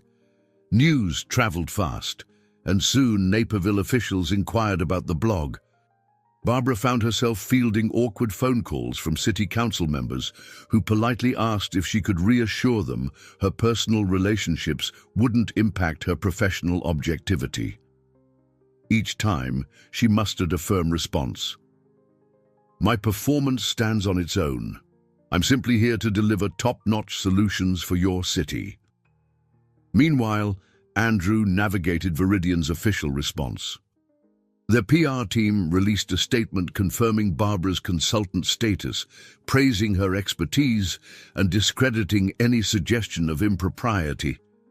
For a moment, Barbara felt grateful that Andrew stepped up to defend her publicly. Yet, inside, she was torn.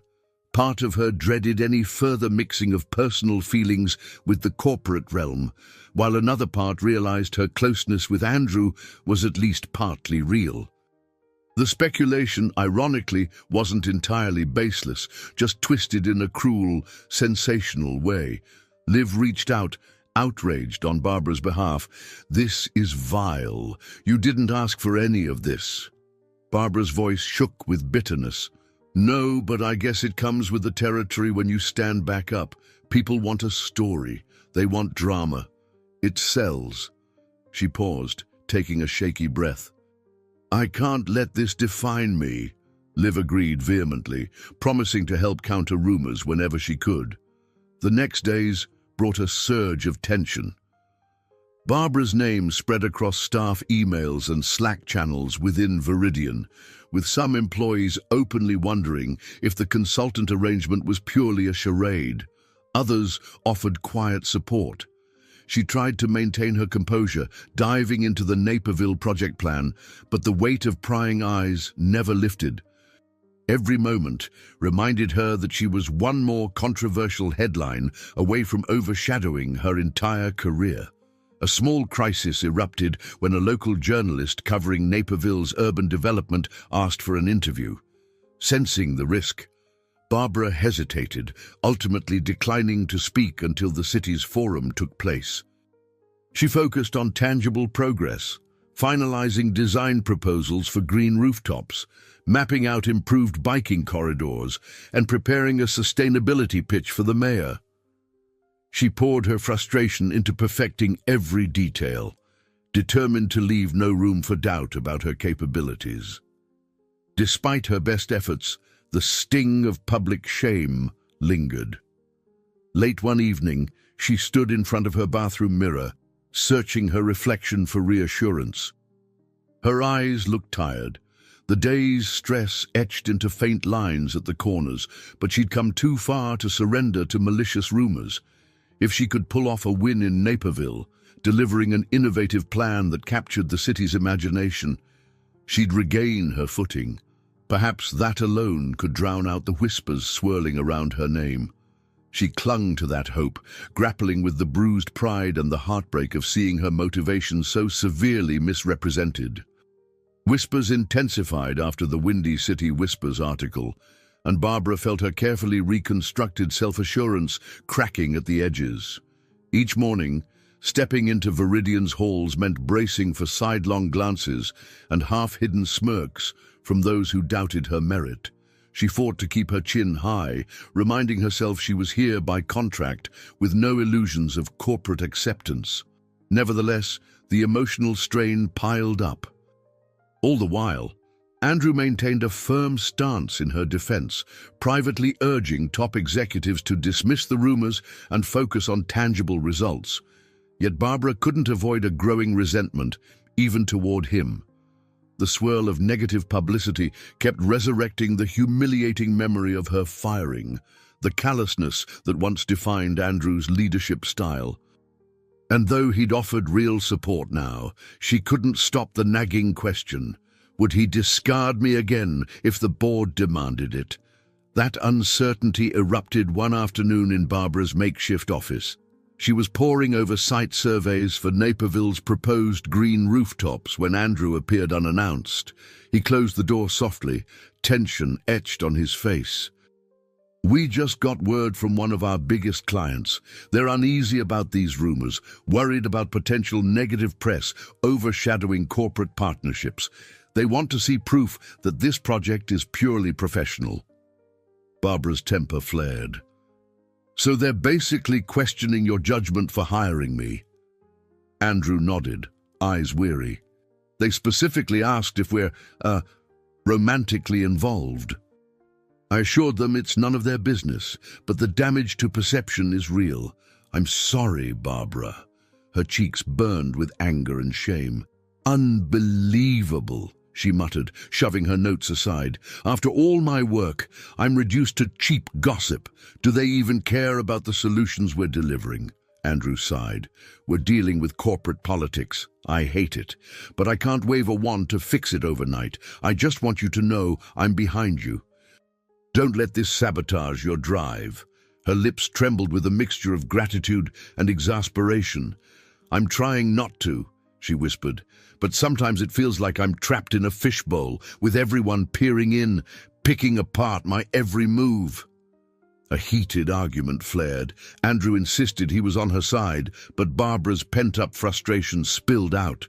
She accused him of bringing her back under precarious circumstances, ignoring how she'd become a public target. "You fired me, Andrew," she repeated, voice cracking with hurt, "and now I'm stuck defending my professional reputation while you reassure your clients. Can't you see how demeaning that is?" He looked genuinely pained. "I'm sorry. I never wanted you to feel demeaned. I thought this project would be an opportunity for you to shine again and for us to collaborate in a healthier way." Barbara's throat tightened. "I want that too, in theory. But the reality feels like a minefield, and I'm not sure if I can trust you not to cut ties the moment it's convenient." Silence stretched. Andrew's shoulders sagged as if he bore a heavy weight. "Barbara, I don't have all the answers. I just know I respect your talent more than ever. If it comes to a fight with the board, I'll fight. You have my word." The sincerity in his eyes destabilized her simmering anger. She inhaled shakily, aware of tears threatening to surface. She refused to cry in front of him, her former boss, her complicated ally. "I appreciate that," she managed, "but I need time and space to handle this. Let me do my job, get results, then no rumor can overshadow real success." With that, Andrew excused himself, leaving an atmosphere heavy with unresolved tension. Barbara sank into her chair, burying her face in her hands. Her pulse throbbed in her temples. She hated feeling vulnerable, especially in the same office building where her self-worth had been previously crushed. After a few steadying breaths, she returned to the Naperville documents. The city's forum loomed just days away, and she couldn't afford to let emotional turmoil sabotage the plan she was so close to perfecting. That night, she retreated to her loft, ignoring calls from Liv and Sophia. She paced her living room, mind churning with humiliating possibilities. What if the city council believed the rumors and cancelled her involvement? What if Andrew's board demanded he cut ties to protect Viridian from controversy? She realized how deeply her sense of self hinged on proving her professional worth. Nothing infuriated her more than the notion that her achievements might be attributed to personal connections rather than her actual expertise. Eventually, she forced herself to dial Sophia's number. Her sister answered groggily, mid-recipe testing, but quickly picked up on Barbara's distress. "You need a break," Sophia advised gently, "even if it's just for a night." Barbara attempted a smile, though she knew Sophia couldn't see it. "Maybe after the forum," she replied. "I have to see this through. If the city buys my plan, that's proof enough to silence any gossip." Before bed, Barbara flipped through a digital folder of old EcoSpark notes, reminding herself of the passion that once fueled her career. The heartbreak and confusion couldn't erase her devotion to sustainable urban solutions. "I'm good at this," she told herself fiercely. "I can't let anyone take that away." But as she drifted into restless sleep, doubts lingered in the dark corners of her mind. Her confidence felt shaken, cracks forming in the armor she'd painstakingly rebuilt. She wondered how long she could maintain her composure under the relentless spotlight of corporate intrigue and public speculation. 3 days before the Naperville Community Forum, Barbara felt her resilience nearing its limit. Every call with the city's officials seemed fraught with rising expectations. They insisted on advanced presentation visuals, updated cost breakdowns, and a draft timeline that spanned multiple years. She put in frantic hours refining each detail, sleeping only a few hours at night. Even Priya grew concerned, quietly urging Barbara to rest, but Barbara couldn't rest. She knew too well what was at stake for the project and for her own sense of redemption.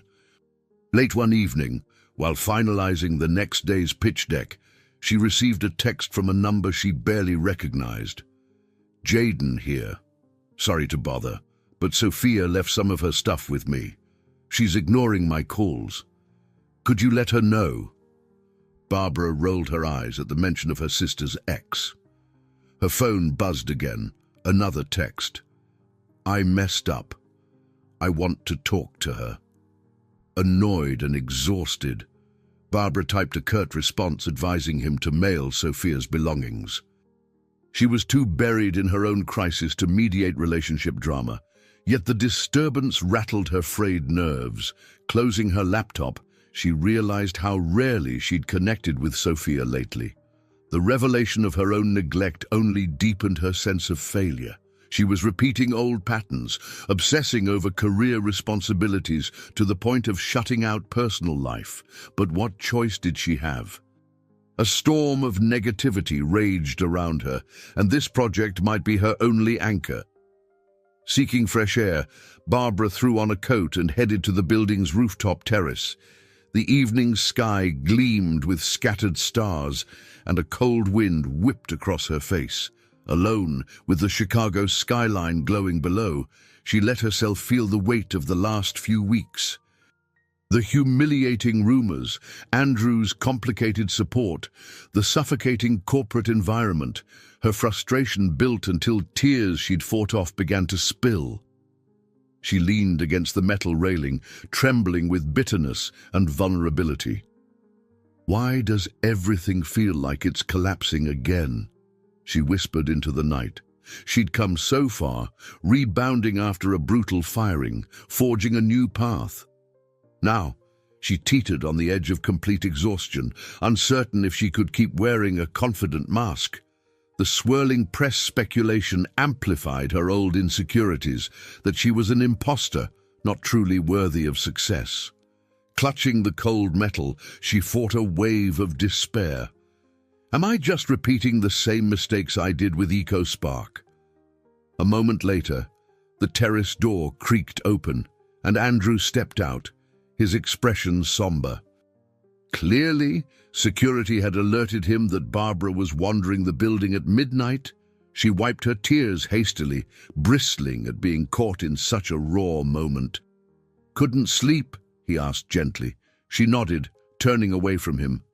"Just needed air," she muttered. He approached slowly, careful not to invade her space. "I can see how stressed you are. You don't have to do this alone." She spun around, voice cracking with anger and sorrow. "But I do, Andrew. If I lean on you, it just fans the rumors that I'm using you.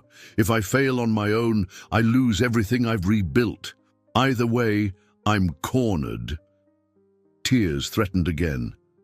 She hated feeling so exposed in front of him, yet she couldn't stop. "This project is everything to me, and it's barely holding together under all the scrutiny." Andrew's eyes flickered with regret. "I never intended for you to carry all this pressure by yourself. I respect your independence, but it's okay to let people help." Tentatively, he touched her shoulder, and for once she didn't shrug him off. She felt the warmth of his hand, a stark contrast to the biting wind. Something in her cracked, a reservoir of pent-up pain flowing free. Without warning, she sobbed, pressing a hand to her mouth. Andrew guided her gently toward a bench, letting her cry in silence. The city lights twinkled around them, oblivious to her turmoil. After a minute, Barbara managed to speak. "I'm terrified," she whispered. "Terrified that after all this, I'll be humiliated again, labeled incompetent or unscrupulous. And the worst part is, I can't deny I feel something for you, but that just complicates it all." She let the words hang, feeling both relief and dread at admitting them out loud. Andrew's voice held quiet resolve. "I understand. I'm scared too, of letting you down, of messing things up again. But Barbara, I believe in your ability and your heart. Even if the board turned on you, or the city council got cold feet, you still have your brilliance. That can't be taken away." She sniffled, turning damp eyes toward him. "I wish that was enough to stop this relentless weight on my shoulders." They sat there until the wind chilled them to the bone, neither wanting to break the fragile moment of honesty. Eventually, Andrew stood, extending his hand. "You don't have to decide anything tonight. Just know that you're not alone." Barbara hesitated before accepting his help up. She felt utterly drained, yet a trace of comfort flickered through the emptiness. Was this rock bottom? Possibly. But maybe admitting her vulnerabilities marked the first step toward truly standing on her own terms, free of illusions and half-truths. As they walked inside, she wrapped her arms around herself, trying to hold on to that fleeting sense of solace. She might be at her lowest point, exhausted, beset by rumors, burdened by an impossible deadline. But she was also forging a new self-awareness. When morning came, she'd face the Naperville Forum preparations again, her eyes puffy, but her resolve, perhaps, a little steadier. After all, even from rock bottom, there was nowhere left to go but up. Barbara stood by the large windows in Andrew's corner office, gazing down at the shimmering lights of early evening Chicago. Just an hour prior, she'd delivered her final pre-forum presentation to the Viridian board and key department heads. Tension pulsed in the room throughout her talk, but she refused to yield an inch on the numbers or the vision. Now, she felt both drained and oddly exhilarated. This was her last big push before the Naperville Community Forum that could make or break the entire project, and her battered reputation. Andrew quietly cleared his throat behind her, drawing her attention. He approached with a stack of paperwork that looked freshly annotated. "That was a solid briefing," he said, his tone careful. "The CFO still hesitates at the capital outlay, but I think we can convince him that long-term returns justify the upfront cost." Barbara turned, crossing her arms. "He's been stubborn from the start. But if Naperville's officials see the value at tomorrow's forum, maybe that'll force the board to align." The upcoming forum, hosted at Naperville's Civic Auditorium, was a high-stakes event where local residents, community leaders, and city representatives would view Barbara's proposals for a greener, more efficient town. Her objective was to transform skepticism into excitement. The plan included redesigned public spaces, integrated rooftop gardens, improved energy usage in municipal buildings, and updated transit lanes for bikes and pedestrians. If the forum went well, Naperville would finalize a significant contract with Viridian, positioning Barbara as the project lead, showcasing her triumph. Yet the churn of rumors and corporate politics had chipped away at her resilience. She recalled how, just nights ago on Viridian's rooftop, Andrew found her in tears. She'd hit her lowest point, admitting her fears and her tangled feelings toward him. Now, as she stood in his presence, that memory cast a subtle warmth through the tension. Their relationship hovered somewhere between professional respect and personal connection, each too wary to define it. She appreciated his support, but mistrust lingered, born of old wounds and recent drama. Andrew placed the paperwork on the desk. "I'll be by your side at the forum, mostly to manage Viridian's presence, but if you need backup in front of the media or city council, I'll step in." Barbara nodded. "All right. Just let me take the lead. The city's officials want to hear from the actual designer of the plan."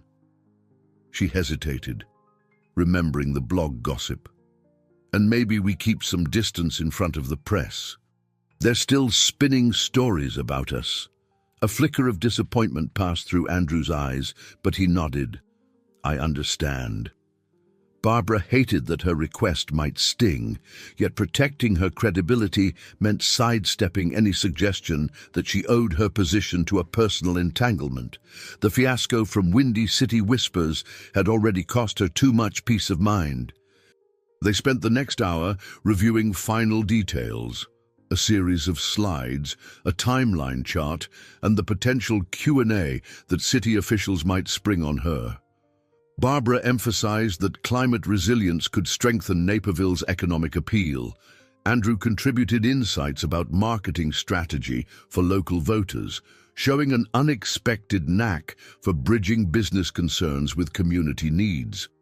Their synergy was undeniable when they focused on solutions. Only the hush of the nearly empty office reminded them that it was well past closing time. Eventually, Barbara stretched her arms, fatigue catching up. "I should head home," she murmured. "Need to rest before tomorrow." Andrew offered a small smile. "I'll walk you out." Together, they strolled through the quiet corridors, nodding at the last stragglers who gave them sidelong glances. Reaching the lobby, Andrew hesitated, then gently touched Barbara's elbow. "Good luck tomorrow," he said softly. "Not that you need it. You're ready." She thanked him, stepping into the chilly air outside. The wind ruffled her coat as she walked toward her parked car. Glancing back, she caught sight of him through the glass doors, hands in his pockets, watching her leave. A subtle pang tugged at her chest, a mix of longing, regret, and gratitude. She still couldn't quite reconcile her conflicting emotions. The old fury of being fired, the heartbreak of public rumors, and this evolving closeness that made her feel seen. In the end, the only certainty was that the Naperville Forum demanded her entire focus. Any personal entanglements had to wait. Back at her loft, she methodically organized her slides, backup files, and props she'd used during her talk. She double-checked her new business cards, Barbara Jones Innovations, a name she'd proudly adopted. This was her second chance to prove to the world and to herself that she wasn't just a cast-off from Viridian. Should tomorrow succeed, her future might open wide, with or without Andrew's presence. Sophia called, offering a sweet pep talk. "I wish I could be there in person," her sister said, "but I'll be cheering from my baking class." "Don't let them intimidate you, Barb," Barbara chuckled, touched by the support. Liv also texted, "Knock 'em dead. Remember, you're the expert. Barbara's spirits lifted. Even with all the gossip and tension, she wasn't alone. She had friends, family, and a fiery passion for sustainable change that no rumor could snuff out. Turning in for the night, she lay awake a while, heart hammering with both nerves and a trace of excitement. Tomorrow could bring redemption. If Naperville's officials embraced her blueprint, the contract and her professional rebirth would be cemented. Perhaps the hush of her nighttime loft was the calm before a storm of either triumph or disaster. She breathed deeply, recalling the view from Viridian's rooftop, the city lights shimmering like sparks of possibility.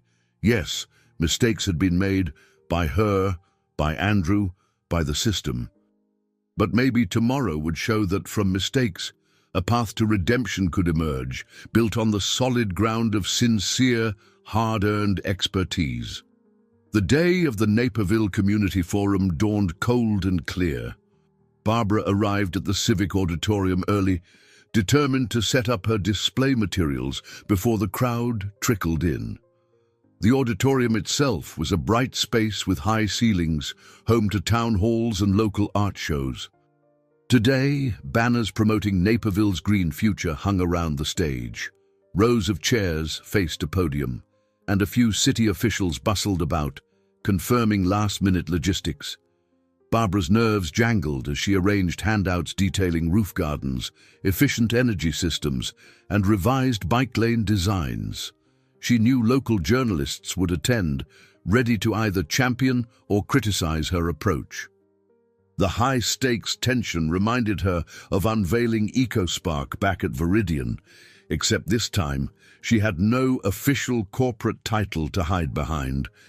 She was forging her own identity as a consultant who believed wholeheartedly in sustainable transformation. At exactly 9, small groups of community members began drifting in, curious parents pushing strollers, senior citizens eager to ask questions, local entrepreneurs eyeing business opportunities.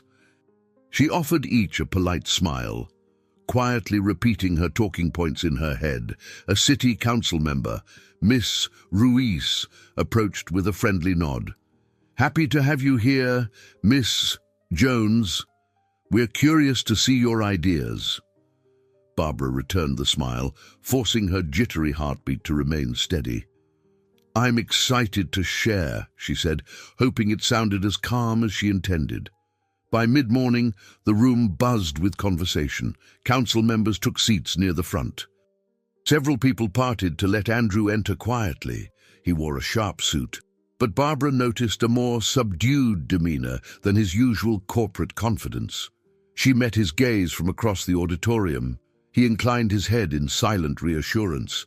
They'd agreed to keep a noticeable professional distance. Still, she felt a flicker of comfort that he was present. Shortly after 10, the mayor of Naperville welcomed everyone and introduced Barbara as the lead sustainability consultant collaborating with Viridian Dynamics. Applause fluttered through the room, though Barbara sensed a few skeptical looks from attendees aware of the blog rumors. Swallowing hard, she mounted the small stage, clicked her first slide into view, and began. Her voice trembled at the outset, but soon found a resonant clarity. She outlined real costs, real challenges, but also tangible benefits.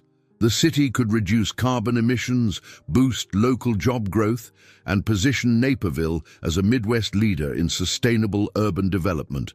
As she spoke, she scanned the faces in the crowd. Some looked intrigued, others cautious. She concluded with a vision for multi-year expansion, culminating in a model that neighboring cities might replicate. A smattering of applause greeted her final slide. Then came questions, pointed, detailed, sometimes confrontational. A local shop owner demanded assurance that business taxes wouldn't skyrocket. A homeowner worried about disruptions during construction. A senior official balked at the initial price tag for solar panels. Barbara fielded each concern systematically, referencing her data and listening carefully before responding. Gradually, the mood shifted from hostile questioning to engaged discussion. She saw heads nodding as she explained potential tax incentives and partnerships that could defray costs. Even the anxious business owner seemed mollified when she mentioned the possibility of local grants to help small shops upgrade infrastructure. By the time the Q&A wrapped, Barbara felt a surge of cautious optimism. The mayor took the microphone, commending Barbara for her thoroughness. He confirmed that, based on community feedback, the council would vote on adopting her plan in phases. Barbara's pulse soared with relief. They're not dismissing it, they're exploring it seriously. Applause rose once more, stronger this time. She glanced at Andrew, who offered the smallest of smiles from his seat near the side aisle. Despite the tense distance they'd maintained, she read encouragement in his eyes. Suddenly, a voice from the back broke the moment. A local journalist affiliated with the same gossip blog that smeared her. "Ms. Jones, are you prepared to address rumors that your personal involvement with Andrew Phillips influenced this entire project?" The question hung like a thunderbolt. Barbara's shoulders tensed, her moment of triumph threatened by an all-too-familiar insinuation. Before she could respond, a hushed murmur rippled through the audience. Her cheeks flamed. "Not again," she thought angrily. Andrew stood, face rigid. "She doesn't need to address slander," he said sharply. The journalist persisted. "It's a matter of public trust.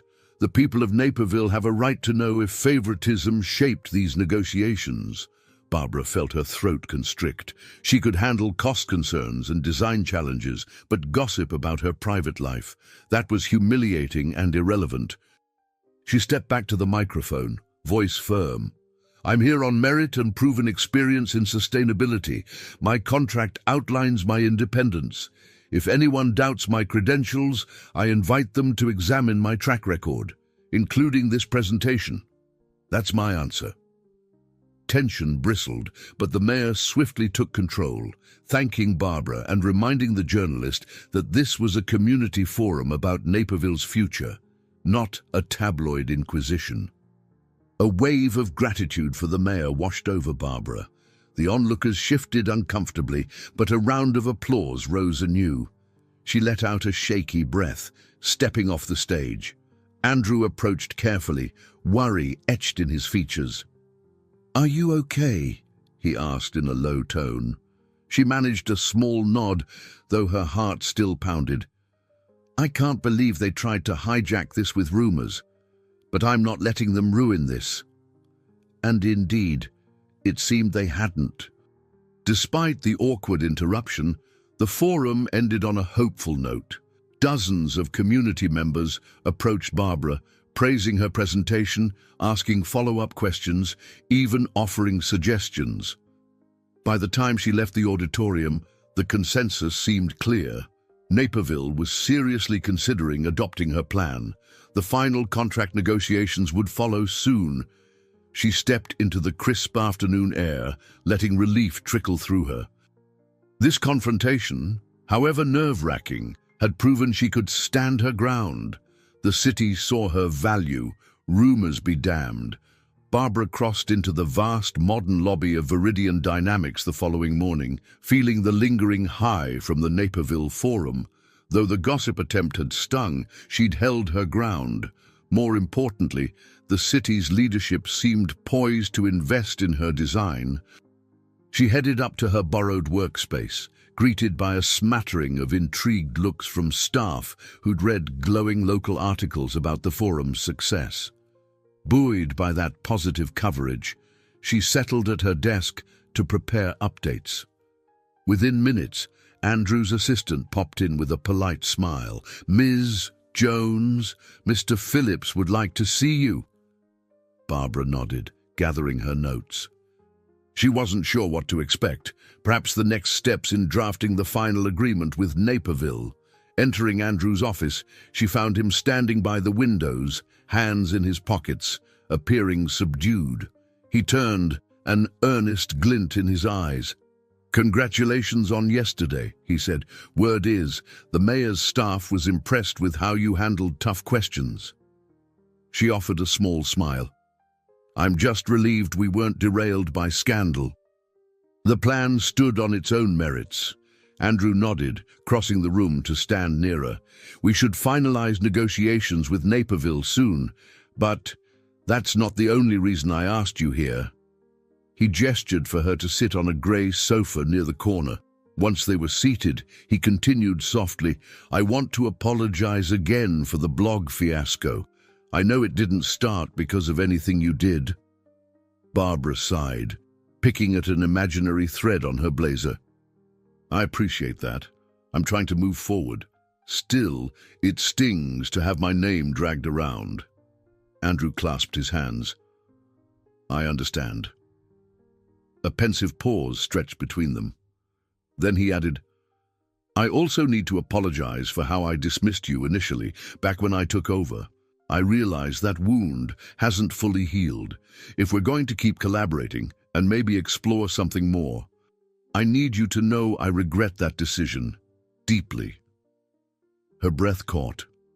Rarely had he spoken with such raw honesty. She'd sensed his remorse, but hearing him articulate it directly cut through layers of her guarded bitterness. She considered her response carefully. It was humiliating, she said at last, voice trembling slightly. I poured years into Viridian, and then you swooped in and axed my project with hardly a word. Part of me can't forget that betrayal. Andrew's expression tightened, like bracing for a punch he knew he deserved. I was so consumed with showing strong leadership, I ignored the human cost. I see that now. If I could go back... She lifted a hand to stop him. We can't go back, she said, but maybe we can move on. The statement held both possibility and caution. She swallowed. You're different from the man who fired me, but I'm still learning to trust you. Let's take it day by day. Relief flickered in his gaze. Day by day, he echoed. A moment of silence fell, and Barbara felt a spark of warmth she dared not define. When she stood to leave, he gently brushed her hand. She let the contact linger, a quiet exchange that hinted at healing old wounds, though they'd both likely carry scars. For once, she realized she wanted something beyond professional respect from Andrew, something real, built on honesty. It was terrifying, yet strangely comforting. Work demanded her attention, pulling them out of that intimate bubble. Barbara shifted focus to the approaching negotiation with Naperville's city council. Over the following days, she hammered out details, timelines, phased budgets, stakeholder input. Viridian's legal team insisted on certain clauses, but Barbara held firm that the project remained people-centered. Her email inbox overflowed with requests from city engineers wanting to coordinate new pilot programs. She felt invigorated, living out the dream she once nurtured with EcoSpark. Outside the office, life slowly realigned. Sophia excitedly told her about a new pastry competition she'd entered. Liv joked about the press scandal now overshadowed by local coverage praising Barbara's forum success.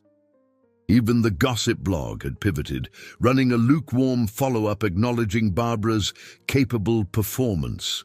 It wasn't a glowing retraction, but it signaled the rumors were losing steam.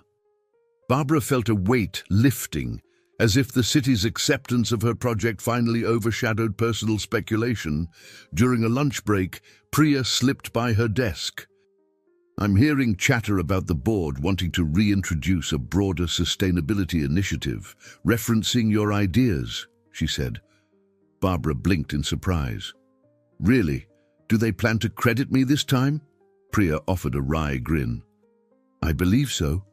It sounds like Andrew is pushing for it, explaining how well you handled Naperville's concerns. Barbara's heart fluttered. The idea of Viridian shifting its stance on sustainability, possibly resurrecting elements of EcoSpark, felt like unexpected vindication. Yet she wouldn't let her guard down fully. She remembered the heartbreak of her abrupt firing. Still, The signs of change, Andrew's regret, the board's renewed interest, Naperville's unfolding partnership, suggested old wounds could be healed if all parties stayed genuine. Late in the week, Andrew texted her after business hours, inviting her to dinner at a modest bistro near her loft. Just to talk, no pressure, he wrote. Barbara stared at the screen, conflicted. Part of her still trembled at the idea of mixing personal affection with a corporate leader who once shattered her life. But perhaps they were forging something new, stepping from animosity toward genuine understanding. In the end, she typed a simple reply, "I'll meet you there at 7. She told herself it was only dinner, a conversation between two professionals wrestling with complicated feelings. And maybe, within that tension, they'd find a cure for the rawness that had haunted them. After all, the best antidote to old wounds might be the willingness to rebuild trust, one open, honest moment at a time. Barbara hadn't realized how different Andrew could seem, away from Viridian's polished halls, until she joined him at Pequod's Pizza, a neighborhood spot famous for its deep dish pies. She half expected another formal dinner setting, but the casual, cozy vibe surprised her. The dim lighting glowed warm against wooden walls, a stark contrast to the sterile corporate boardrooms they usually inhabited. Andrew wore a simple navy sweater instead of a suit, which softened his typically commanding presence. They settled into a corner booth, the tantalizing smell of tomato sauce and cheese filling the air. For a few minutes, they stuck to small talk, Sophia's culinary adventures, Andrew's occasional travels, and Liv's comedic theories about the rumor mill. Then, as the server took their order, the conversation deepened. Andrew explained how Naperville's enthusiastic reception had prompted Viridian's upper management to reconsider broader sustainability goals. "Some board members finally see the potential," he said. "They're asking me to explore more projects like yours." Barbara tensed involuntarily. "My projects," she thought. Once, EcoSpark was hers until Andrew had axed it. She exhaled, reminding herself to remain open-minded. "That's good news," she said carefully. "If it means real commitment, not lip service," Andrew nodded, meeting her gaze seriously. "I'm pushing for real changes. I learned my lesson about ignoring the human factor and the long-term vision. People like you taught me that, albeit painfully." She appreciated the recognition, though a part of her still bristled at how late it had come. The server arrived with a steaming deep dish pizza, interrupting the charged moment. Grateful for the break, Barbara lifted a slice onto her plate, the cheese stretching between pan and crust. As she blew on the hot surface, Andrew watched her with something like gentle amusement. "I never realized you liked such down-to-earth places," she commented. Andrew shrugged. "I spent years wining and dining clients in upscale spots. Sometimes it's nice to just relax." They ate in companionable silence for a bit, the flavors comforting. Barbara found herself enjoying Andrew's more relaxed demeanor. The tension that had shadowed them for weeks seemed momentarily eased by the ordinary pleasure of good food. She allowed herself to laugh when Andrew admitted he had no clue how to properly eat deep dish slices without making a mess. Eventually, though, the conversation circled back to the intangible line between them. "Where do we go from here?" Andrew ventured softly, setting his fork down. "We're working together. We're seeing each other outside of work. The rumors have quieted, but they haven't disappeared. I don't want to pressure you, but I don't like hiding that I care about you." Barbara's heart thumped. She wiped her mouth, carefully considering her response. "I don't want to hide either, but can we keep it low-key until Naperville's contract is fully signed? The city officials are still finalizing details, and I can't risk them questioning my credibility." Andrew nodded thoughtfully. "That's fair. It won't be easy, but I understand." Her chest warmed, hearing the sincerity in his voice. Could it be this simple? Cautiously, She reached across the table and brushed his hand. "I do care about you too," she admitted. "I just can't let my feelings overshadow my professional standing again. Losing EcoSpark nearly broke me. I can't endure that a second time." Andrew's fingers curled gently around hers. "I promise I won't put you in that position again," he said. After dinner, they ventured outside into the brisk Chicago air. Strolling down the sidewalk, lights glowed from storefronts, and autumn leaves rustled underfoot. Barbara felt a tentative flutter of hope. For months, her life revolved around heartbreak, scandal, and clawing her way back to respectability. Now, walking side by side with Andrew, she sensed a rebirth taking root. They discussed potential expansions to the Naperville plan, community gardens, more robust water management. She realized they shared a genuine excitement for sustainability, a passion that had once set them on opposing sides but now drew them closer. Upon reaching her loft building, Barbara paused in the shadow of its entrance. She turned to Andrew, heart hammering lightly. "I appreciate tonight," she said. "Sometimes it's good to remember there's a life outside boardrooms." He smiled, brushing a strand of hair from her face. "I feel the same." His hand lingered near her cheek, and for a moment, the tension of unresolved feelings gleamed in the cold air. Then, uncertain how far to step, they simply embraced, a warm, comforting contact that said more than any words could. Barbara pulled back, cheeks flushed. "We'll see each other tomorrow to finalize our approach for Naperville's final contract call." Andrew nodded, stepping away reluctantly. "Of course. Good night, Barbara." She slipped inside, the warmth of the lobby enveloping her. With each step, her thoughts buzzed. Have I really found new ground with him, both personally and professionally? She couldn't quite believe the shift. In the days that followed, their synergy in the office blossomed. Andrew gave her credit in high-level meetings, praising her vision and progress. Barbara saw departments that once dismissed eco-initiatives gradually come around, intrigued by the publicity and success Naperville's project might bring. She caught glimpses of a future where she could shape city-wide transformations, no longer overshadowed by bitterness or corporate cynicism. Still, she proceeded carefully. She and Andrew rarely had more than brief, friendly exchanges in Viridian's hallways. But outside, away from prying eyes, they shared dinners, swapped life stories, and discovered facets of each other that neither had expected.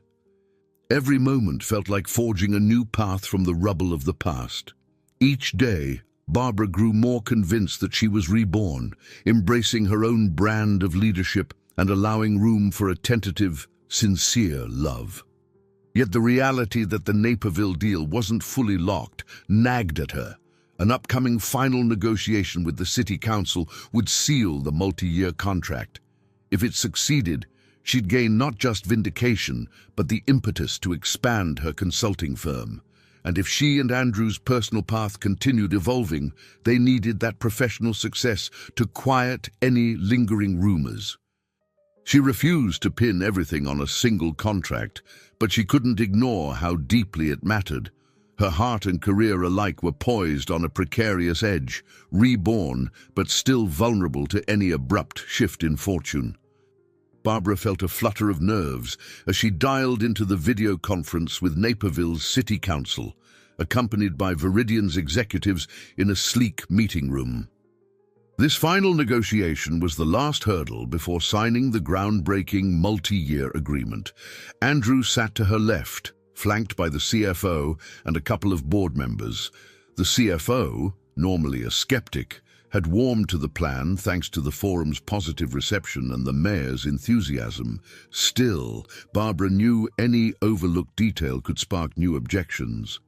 The large screen flickered, revealing the Naperville mayor and 3 council representatives. Greetings were cordial yet brisk. Everyone sensed the significance of this call. Barbara led the initial updates, confirming the cost distribution over multiple phases, citing community support, and highlighting potential federal grants. The mayor nodded, occasionally exchanging glances with his peers. "We're impressed by the thoroughness here," he admitted. "Our constituents liked the forum, but we have to be certain about funding sources over the long haul." The CFO jumped in with a measured explanation of how Viridian would handle certain costs, bridging them until local taxes or grants came through. Barbara listened carefully, prepared to correct any misrepresentations. Sure enough, a councilwoman raised a question about shortfalls during the second phase. Barbara took a breath, calmly clarifying how incremental expansions would prevent ballooning expenses. Eventually, Andrew added support, reassuring them that Viridian remained committed for the project's duration, so long as the city upheld its own obligations. The discussion lasted nearly an hour, tackling everything from legal disclaimers to small details like scheduled community feedback sessions. When they finished, the mayor leaned into the screen. "We're nearly ready to finalize, Ms. Jones, but we'll need a final signature meeting next week. Our city attorney wants to review the contract." Barbara's heart soared. One more step. She kept her voice steady as she said, "That's completely acceptable. I'll be available any time." Once the video call ended, a wave of relief rippled through the Viridian room. The CFO even offered Barbara a tight smile of approval. The board members gave subdued nods, acknowledging her role without the old condescension. Andrew caught her eye with a proud glint. She offered a small smile in return. They'd survived the last big test, forging a path where Naperville's green transformation now seemed inevitable. As the executives filed out, Andrew lingered. The moment the door closed, he broke into a grin. "They're basically sold," he said, sounding more enthusiastic than she'd ever heard him at work. "You did it." Barbara laughed lightly, tension draining from her shoulders. "We did it," she corrected. "It wasn't just me." Andrew took a step closer, the fluorescent lights overhead casting shadows across his face. She noticed how genuine his smile looked, warmth crinkling the corners of his blue-gray eyes. "Your plan, your passion," he insisted softly. "I might have helped, but you're the heart of this." A rush of gratitude and affection swelled in her chest, but she kept her composure in the corporate setting. "All right, I'll accept a bit of credit," she teased, gathering her papers. "Let's see this through to the finish line. Next week's signature meeting is our last hurdle." Andrew nodded, a mix of excitement and caution in his expression. "Absolutely. After that, we can celebrate properly." They left the conference room, returning to the bustling corridors of Viridian. Priya caught Barbara's arm, beaming. "I heard. Congratulations. It's about time this place got serious about sustainability. You've started a real change here." Barbara felt her heart grow lighter. A real change, she thought. For so long, she'd been overshadowed by a humiliating termination. Now she was guiding a flagship project, forging a new identity, and her complicated relationship with Andrew, though still uncharted, had grown deeper in the margins of this success. That evening, back at her loft, Barbara sent a message to Sophia and Liv. "Naperville is basically in the bag. One final step next week." Exclamations of joy poured in from both, fueling her sense of victory. She slipped onto her couch, gazing at the city lights through the window. For the first time in months, she felt the relief of nearing a stable future. If everything proceeded smoothly, Naperville would become a model city, and she'd achieve the validation she'd craved ever since losing EcoSpark. Yet a quiet, persistent voice reminded her that nothing was final until the ink dried on the contract. She hoped there'd be no last-minute corporate sabotage, or fresh scandal, or abrupt shift in city politics. Her life had taught her that the moment you assume success, a twist can unravel everything, but she forced that anxiety aside, focusing on the positivity blossoming before her. Andrew's vow to protect her interests felt real. The board's grudging acceptance had evolved into guarded respect, and Naperville's community largely viewed her as a visionary, not a scandal-laden ex-employee. And so, on the verge of signing the biggest contract of her career, Barbara let herself celebrate. She treated herself to a simple meal of homemade pasta, a glass of red wine, and soft music playing from her stereo. Each sip reminded her of the winding road she'd traveled, from the shock of being fired to the humiliating rumors, to forging new alliances and even a careful romance with the very man who once caused her downfall. Their two lives had become intertwined, each relying on this contract's success in different ways. For Barbara, it meant redemption and a stable foothold for Barbara Jones Innovations. For Andrew, it meant proving his leadership was forward-thinking, that he wasn't just a ruthless CEO. She lingered on that thought, swirling the wine in her glass. We're both risking a lot. Tomorrow, she'd return to Viridian to polish final details, building up to next week's signing. If all went well, they'd stand side by side at some official city ceremony, shaking hands with Naperville officials and unveiling a new era of sustainable development.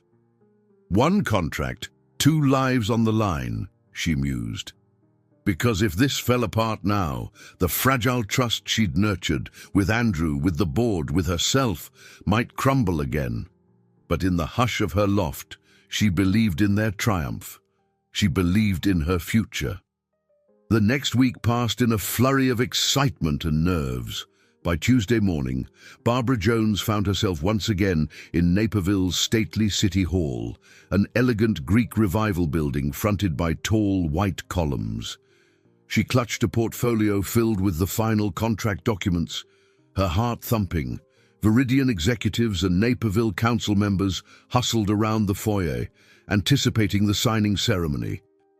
Journalists snapped photos of the small exhibit set up to display the projected green rooftops and community gardens soon to transform this suburban landscape.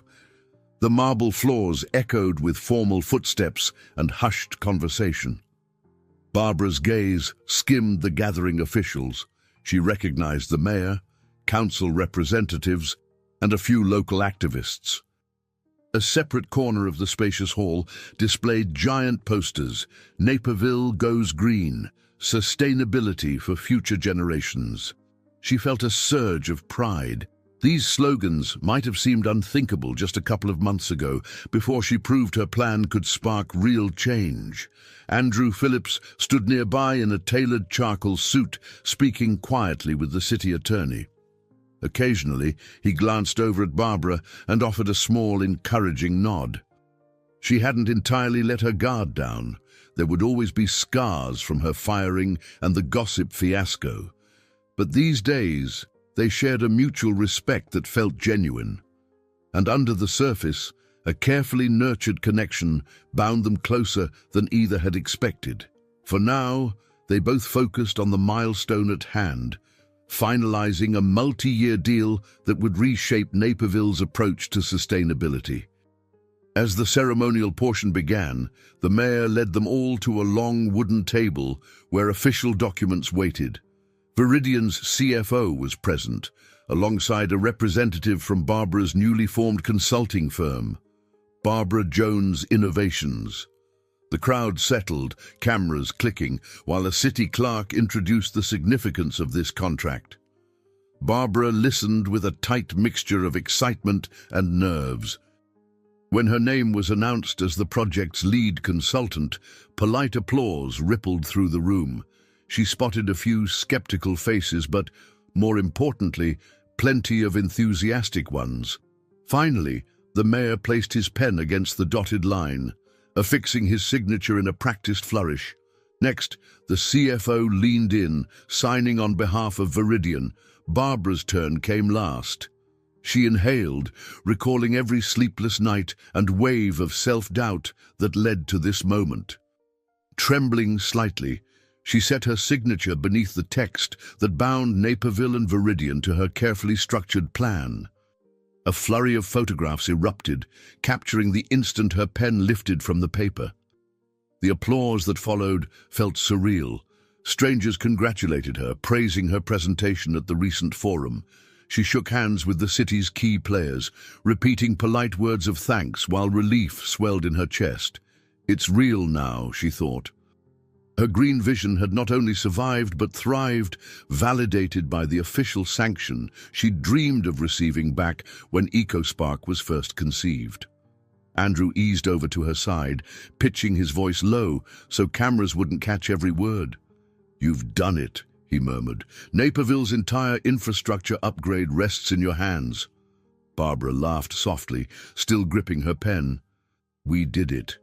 Your board might have balked without your push. But yes, it feels like I've reclaimed something I lost." Meeting his gaze, she found that the tension that once crackled between them was mellowing into something warmer. A few reporters gathered around, posing questions about timelines and expected impacts. Barbara answered confidently, explaining that year one would focus on rooftop pilots and water recycling systems, followed by incremental expansions. Viridian's CFO confirmed that certain budgets were earmarked already. The mayor interjected that local businesses welcomed the modernization. One journalist asked Barbara if this signaled a new era of corporate-community partnerships. "I believe so," she said firmly, "because success requires genuine collaboration. That's the heart of this project." While the official event wrapped up, Barbara realized that for the first time in months, she wasn't dreading headlines or rumors. If anything, the press coverage now centered on the plan's ambition rather than scandal. She let out a breath she hadn't realized she'd been holding. Andrew escorted her outside into the bright midday sun, cameras still trailing them as they stepped onto the wide city hall steps. "How does it feel?" he asked with a hint of a smile. Barbara gazed at the crisp blue sky overhead. "Wonderful. And earned." She thought of how far she'd come, losing her job, rebuilding as a freelancer, fighting skepticism, and forging an improbable partnership with the man who had once been her adversary. "Now the real work begins," she added. "Naperville has high expectations." Andrew nodded. "We'll do it justice. And Viridian's board wants to replicate this model elsewhere, thanks to you." His voice held genuine admiration. Barbara allowed herself a private smile. "Maybe I've finally proven my worth on my own terms," she thought. Noticing the watchers milling about, they kept a respectable distance from each other as they said goodbye. Andrew had a car waiting, while Barbara planned to drive herself home. "I'll see you at tomorrow's debrief," he said. She nodded, stepping off the last marble step onto the sidewalk. She caught his eyes lingering a moment longer than necessary, a silent confirmation that their connection extended far beyond official contracts, even though they were in public and they'd agreed to remain discreet. A surge of warmth filled her. For the moment, she let herself savor the thrill of achieving a monumental victory for her career and for Naperville's future.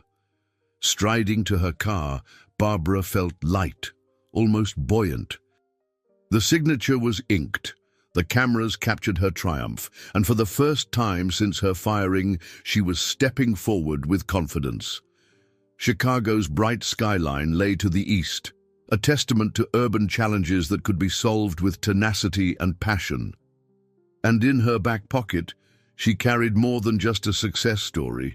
She carried the potential for something deeper, an evolving relationship with Andrew that might one day mean as much to her as this green city revolution she'd begun. Returning to Chicago, Barbara found her mind alight with plans to organize her newly confirmed responsibilities. The Naperville Agreement turned Barbara Jones' innovations into a real contender in the world of urban sustainability. She refused to waste the momentum. Early the next day, she visited a small co-working space in the bustling River North district, where she decided to set up a modest office. The building was a refurbished warehouse with large windows, exposed brick walls, and a vibrant community of freelancers and small startups, a perfect environment to foster creativity. The slender woman at reception greeted her warmly. Within minutes, Barbara was shown a humble cubicle that overlooked a row of lofty windows. She gazed around the open-plan floor, noticing other entrepreneurs tapping away at laptops, brainstorming at whiteboards, or conferring in glass-walled meeting rooms. She felt a thrilled flutter. This was her new hub, the place to expand her consultancy beyond Naperville. Unloading files and sketches into a rolling cabinet, she plugged in her laptop and skimmed her morning emails. True to Andrew's word, Viridian had circulated an internal memo praising the success in Naperville and hinting at potential expansions. Some employees even emailed Barbara congratulating her, an unexpected shift from the wary glances she once received. A wry smile tugged at her lips. Maybe she'd finally shaken off the stigma of that blog scandal. She still harbored caution, but it was nice to see recognition for her work rather than speculation about her personal life. Her phone buzzed. Sophia's name flashed on the screen. "Hey, sis," Barbara answered warmly. Sophia's voice bubbled. "I read the piece in the Tribune praising your plan. Gosh, I'm so proud of you." Barbara cradled her phone, half laughing. "I can't believe it's real sometimes. I feel free." For years, her identity had been tightly wound around corporate approval or overshadowed by Andrew's decisions. Now she was forging her own brand, building alliances that answered to her vision. After ending the call with Sophia, Barbara checked the time. She'd promised to join Andrew for a quick lunch at a cafe near Viridian. The notion of meeting him outside the corporate fortress sparked conflicting emotions. Warm anticipation, but also lingering anxiety. Feet on the ground, heart open, she reminded herself. She wanted to see if they could grow closer while keeping professional boundaries intact. She arrived at the small cafe to find Andrew waiting in line, scanning a chalkboard menu advertising sandwiches and salads. He smiled when he spotted her, a slight curve lighting his serious features. Gone was his usual tailored suit. He wore a simple button-down shirt. They stepped aside to let another patron pass. "I feel like everything's shifting," he said softly, once they were out of earshot. "The board's receptive, Naperville's official, and you're an established consultant now. It's been a remarkable turnaround." Barbara nodded, her pulse skipping. "It's surreal. 6 months ago, I thought my career was over when you fired me." She gave a brief laugh. "Now we're collaborating on equal footing. And it's nice." Andrew's gaze flickered with something warm, and he reached for her hand beneath the line of the counter, squeezing gently before letting go. It was a swift, discreet contact, but it made her cheeks flush with quiet excitement. They ordered lunch, grilled paninis and iced tea, and took a small table near the window. Andrew dove into conversation about the next steps for Naperville, mobilizing architects, scheduling site visits, finalizing the timeline for the first green rooftops. Barbara realized how naturally they now discussed strategy, each contributing perspectives that meshed. She recalled the frustration and resentment they'd once harbored. It felt like a lifetime ago, overshadowed by the sense that they were building something meaningful together. Midway through their meal, Andrew paused, glancing around. "Remember how we agreed to stay low-key until the contract was secure?"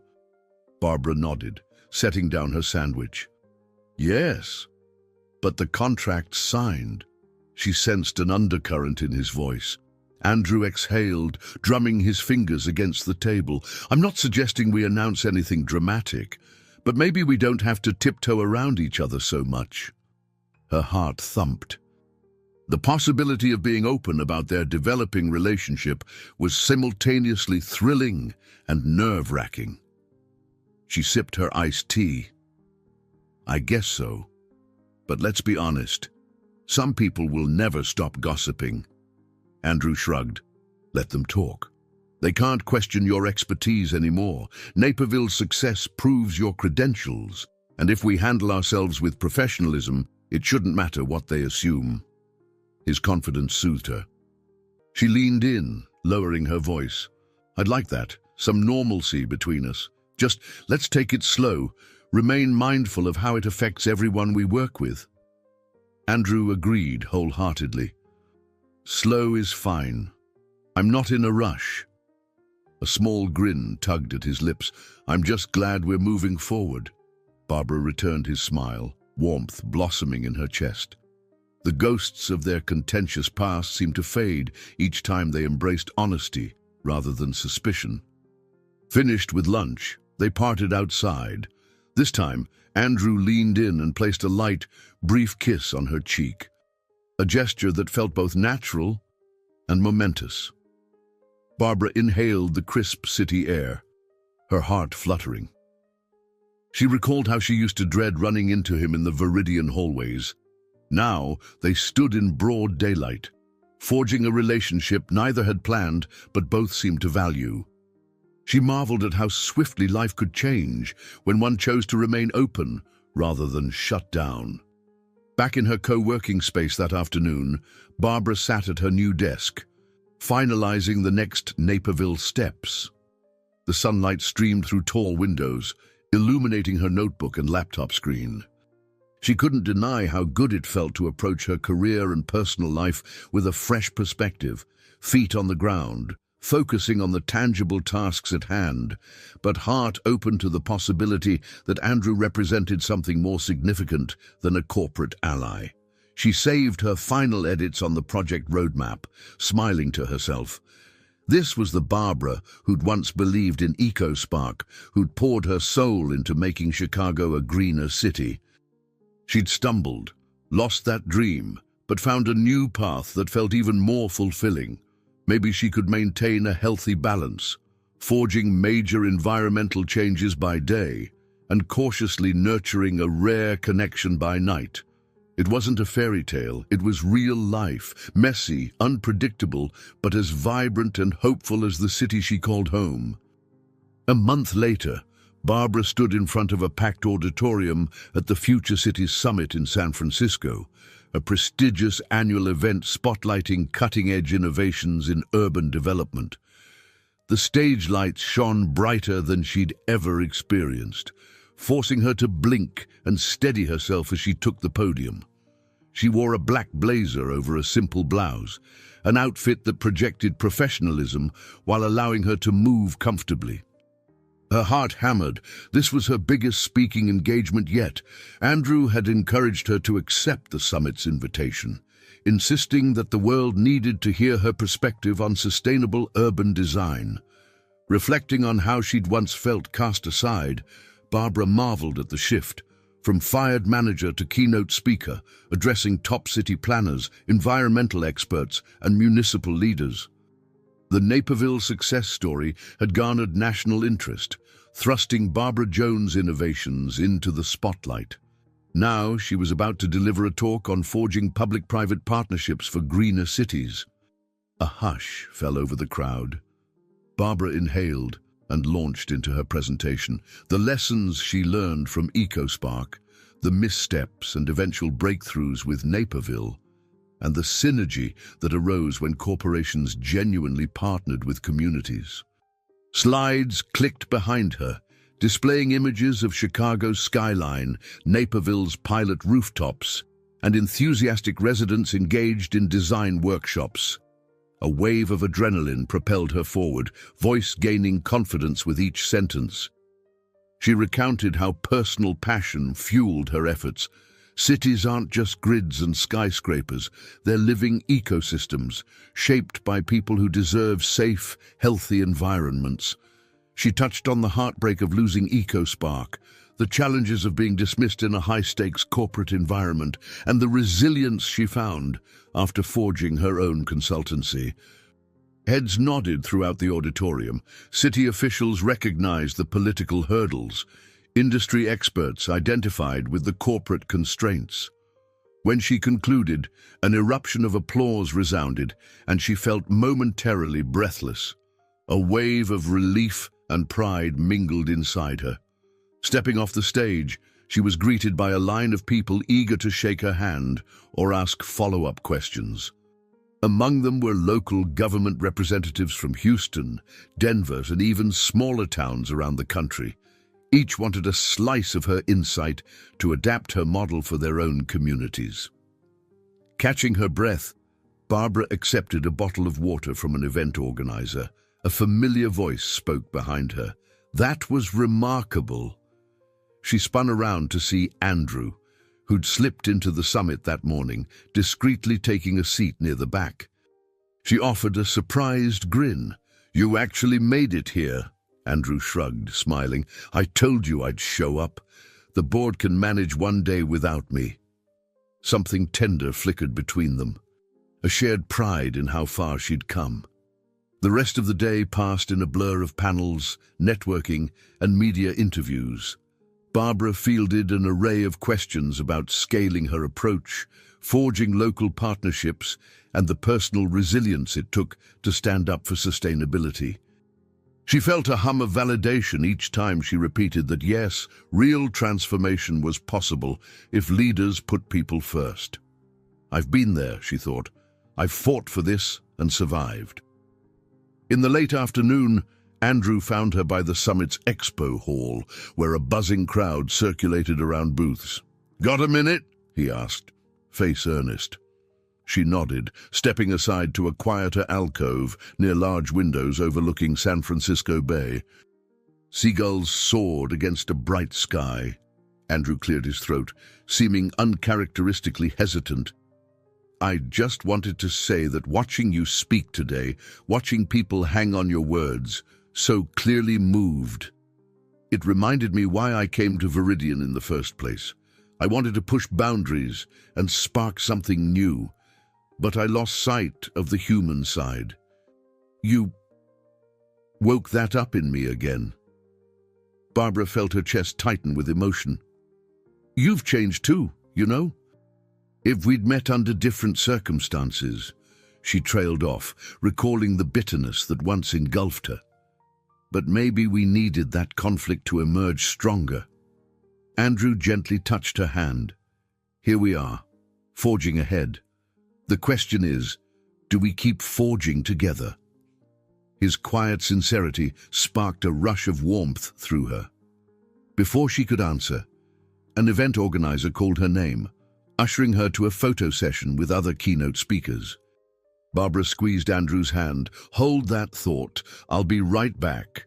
She joined a group of notable city planners, each congratulating her on a great talk. Cameras flashed, capturing the smiling faces of innovators from across the country. Barbara's cheeks hurt from grinning, her mind spinning. She was thrilled to represent not just herself, but the possibility that unstoppable progress could bloom from adversity. After the photo session, Barbara slipped outside for fresh air, scanning for Andrew. He stood by a small garden area, a reflective sculpture glinting behind him. The bustle of the summit faded as she approached, heart thudding softly in her ears. "You asked if we keep forging ahead together," she said, picking up the thread from earlier. Andrew turned to face her, the late afternoon sunlight casting gentle highlights in his dark hair. "Yes," he replied. "I know it's complicated, but I'm ready to be all in. I want to build with you, not just corporate deals, but a life." Her breath caught. She stared into his blue-gray eyes, seeing not the harsh CEO who'd once fired her, but a man who'd grown, who respected her vision, who wanted more than a passing connection. She thought of the leaps of faith she'd taken lately, launching her own consultancy, pushing Naperville's project through, stepping onto that summit stage. "I'm scared," she admitted, "but I'm also done letting fear stop me from the things I care about." Andrew let out a breath, relief washing over his features. Gently, he brushed back a strand of her hair.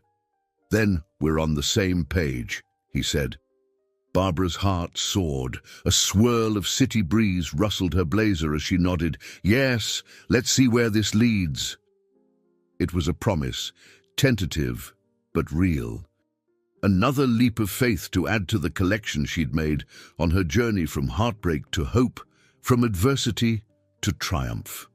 Back in Chicago, Barbara's life morphed into a whirlwind of possibilities.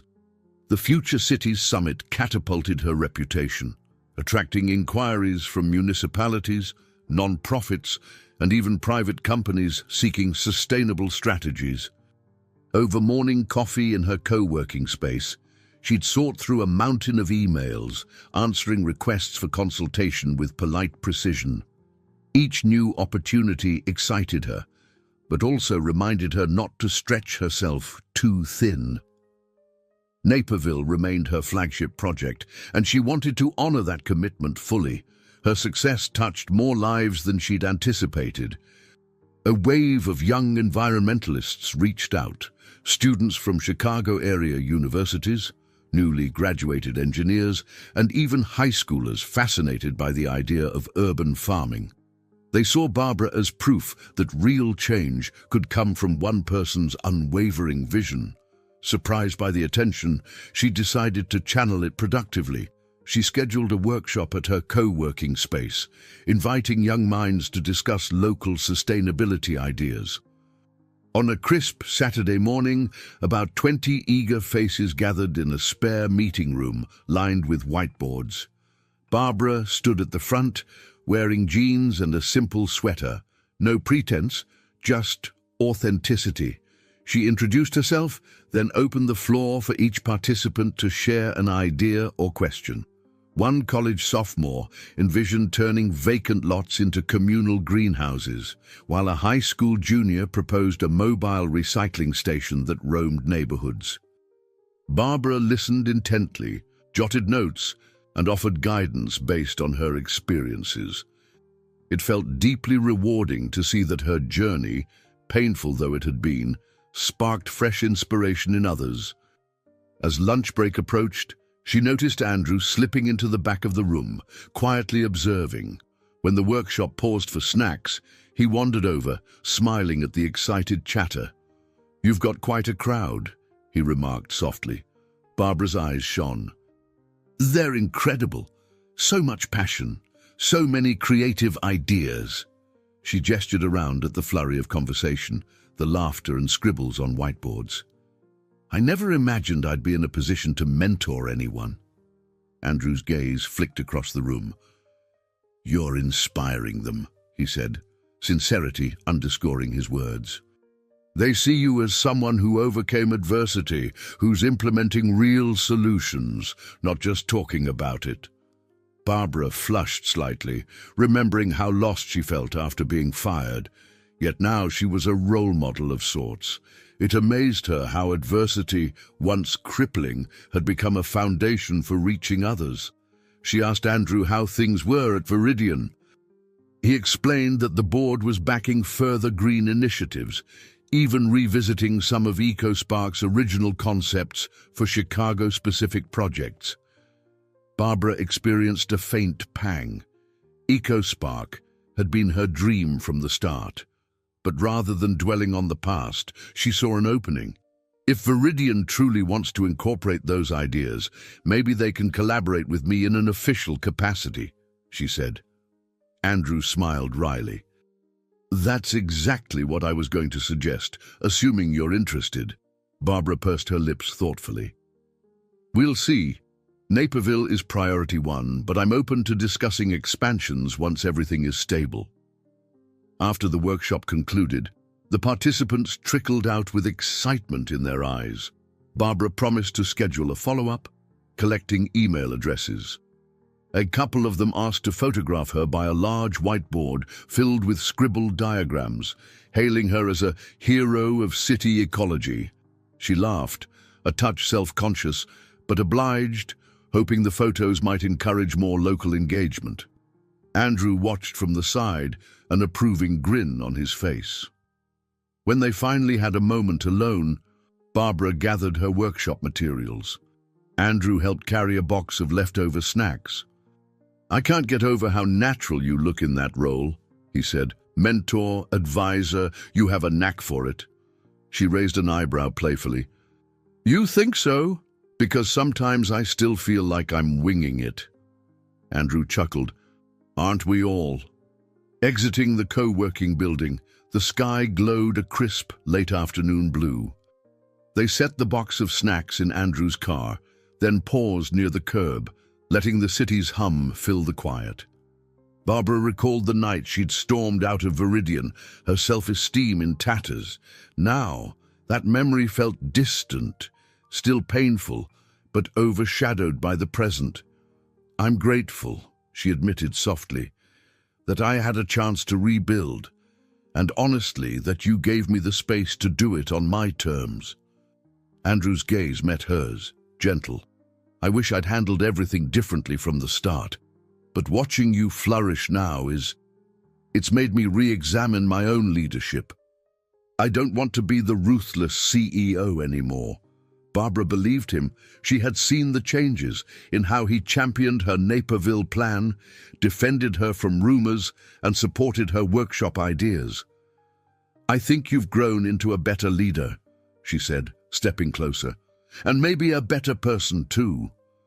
He looked both touched and slightly abashed, so she let the compliment stand without further explanation. They decided to walk for a bit, meandering through the lively downtown blocks, weaving past street vendors, selling roasted nuts and buskers strumming guitars. It felt good to be out in public together without the weight of scandal looming. They might catch a curious glance or two, but neither worried about gossip. Andrew's phone buzzed occasionally with texts from Viridian, but he ignored it, slipping it into his pocket and focusing on the moment. Their conversation drifted toward bigger dreams. Barbara mentioned possibly expanding her consultancy beyond Illinois. Andrew hinted that Viridian might open a specialized green solutions division if Naperville's example continued to garner positive press. Each concept prompted new sparks of collaboration. She felt her heart swell with possibility. They weren't just restoring a battered project plan. They were rewriting the narrative of how a forward-thinking corporation could truly partner with communities. And if their personal bond blossomed along the way, so be it. They'd face it, arm in arm, forging a new template for professional and emotional synergy. As dusk settled, they parted ways on a busy corner. Barbara watched Andrew drive off, mind still buzzing with inspiration from the young workshop attendees and the conversation about Viridian's future. She stood rooted for a moment, letting the city's hum envelop her. She pictured the teens from the workshop, each bursting with big ideas. Maybe in a few years, we'll see them leading green transformations of their own. She smiled to herself. If her journey could encourage even one new generation of innovators, then every setback had been worth enduring. Several months later, Barbara found herself standing in Chicago's Lincoln Park, a brisk lake breeze ruffling her hair. She tugged her jacket closer, heart pounding with a mixture of pride and disbelief. An official ribbon-cutting ceremony was about to begin. The city had finally revived her old EcoSpark concept in partnership with Viridian, unveiling a pilot site that combined a green education center, a water reclamation system, and a rooftop garden above a renovated community center. It wasn't the entire original vision, but it was a thrilling start, and she was at its helm as an independent consultant. City officials, neighborhood activists, and reporters gathered around a bright red ribbon strung across the entrance to the refurbished building. Speeches kicked off, highlighting how Naperville's success had sparked renewed interest in citywide sustainable projects.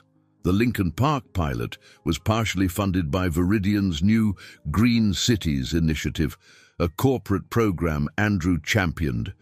Barbara listened, emotion gathering in her throat. Once now, she'd poured her soul into EcoSpark, only to be cut down. Now, she stood on the threshold of the project's rebirth, tested and proven stronger. When the time came, the mayor handed Barbara a large pair of ceremonial scissors. Applause peppered the air. Cameras flashed as she cut the ribbon with one swift motion. Cheers erupted. She beamed, stepping aside for the official opening. Andrew, standing at the back of the small crowd, caught her eye and offered a subtle nod. His presence, once so fraught with tension, now felt like a stable pillar in her ever-evolving world. After the ceremony, people filed inside the new facility. A corridor led to interactive displays about sustainable living, a demonstration of how rainwater was collected and reused, and a small greenhouse that showcased hydroponic herbs. Barbara walked alongside local families, pointing out features she'd designed. She overheard children exclaiming over the neat rows of lettuce growing indoors, parents marveling at energy-saving solutions integrated into the building's architecture. Pride warmed her chest. At last, EcoSpark's spirit breathed life again, shaped by collaboration rather than overshadowed by corporate short-sightedness. Wandering to a quieter hallway, she paused at a window overlooking the newly planted rooftop garden. Andrew joined her, a gentle smile curving his lips. "Does it match your original dream?" he asked softly, glancing at the greenery swaying in the breeze just beyond the glass. Barbara inhaled, recalling the heartbreak of her abrupt firing, the humiliation, the rumors. Then she let out a steady breath. "It's even better," she replied, "because now I know how to navigate the challenges, and I've found partners who believe in it." Andrew's eyes flicked to hers. "I never meant to destroy that vision, but I'm grateful you rebuilt it anyway, and let me be part of it." She reached for his hand, her smile tinged with affection. "We've both come a long way." Their gazes held, the hush of the corridor wrapping them in an intimate bubble. The bustle of curious visitors sounded in the distance, but for this moment, they stood in the hush of success and reconciliation. Liv and Sophia appeared then, excitedly calling Barbara's name, snapping pictures, and praising the cool building. Barbara let go of Andrew's hand, but not the warmth of his presence. Sophia bounded over, hugging Barbara. "Look at all these parents and kids exploring. This is amazing!" Liv beamed. "You did it, Babs." "Not just Naperville, you've changed Chicago too," Barbara laughed, a tear shimmering in her eye. "I had help," she said, nodding at Andrew, who stepped forward to greet them. Soon, reporters from local stations approached for quick interviews. Barbara tried her best to highlight the collaborative nature of the project, praising both community leadership and Viridian's new stance. Andrew fielded questions about the corporation's shift towards sustainability, crediting Barbara's influence. She glanced at him, feeling an echo of gratitude. He'd grown into an advocate rather than an adversary.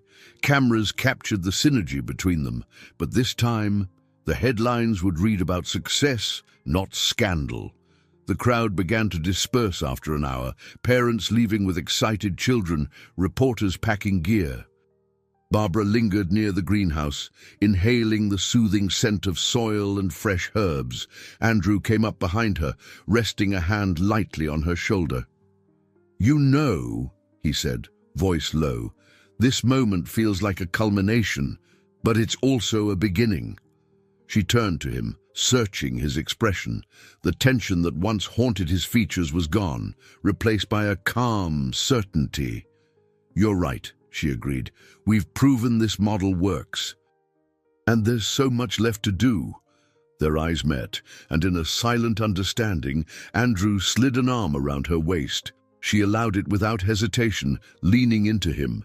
If any cameras remained, she no longer cared. They weren't hiding or justifying anything now. There was no need. Their bond was real, built on respect, shared goals, and a hard-won journey. The cynicism once swirling around them had given way to something stable, something they intended to keep nurturing. They stepped outside to the edge of Lincoln Park, where a cluster of trees rustled in the early afternoon breeze. Sophia and Liv called out goodbyes, heading off together to celebrate. Barbara and Andrew hung back, watching the city skyline shimmering in the distance. "Remember when this all began?" Andrew mused quietly. You fought for EcoSpark while I shut it down. Barbara gave a gentle shrug. I remember, but maybe that clash was necessary to push us both to grow. She turned, meeting his gaze. Now, we get to shape new projects, transform more neighborhoods, and see where life takes us together. Andrew's lips curved in a slow smile. Yes, he said simply. They strolled along the grassy edge, hands entwined. Though neither declared it aloud, they both sensed this was the next chapter, no longer overshadowed by injustice or conflict, but guided by the lessons of their past. Barbara tilted her head against Andrew's shoulder, letting the hum of the park and the city beyond lull her into peaceful contentment. At last, she felt truly free, free to design the future she'd always envisioned, free to embrace love without shame, free to stand tall as Barbara Jones, consultant, innovator, and survivor of corporate upheaval. The elixir was a new equilibrium, a sense that all she'd endured had shaped her into someone braver, more empathetic, and open-hearted. With Andrew by her side, she could face any unforeseen obstacle, forging forward as a leader in sustainability and a woman who refused to let adversity define her. In the distance, the newly unveiled rooftop garden gleamed in the sun, a testament to resilience. Barbara's chest swelled with gratitude. She closed her eyes briefly, feeling Andrew's warmth and the gentle swirl of breeze across her skin.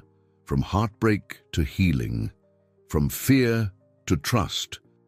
Her story had come full circle, culminating in a consecrated reunion, personal and professional, where she finally stood in harmony with the city she loved and the man she'd once believed to be an unfeeling adversary. This time, she was certain. The foundation they'd built was strong enough to stand the test of any storm. I hope you enjoyed today's story. Subscribe to the channel so you don't miss more stories like this. Leave a like and comment below what you thought of the story. See you in the next video.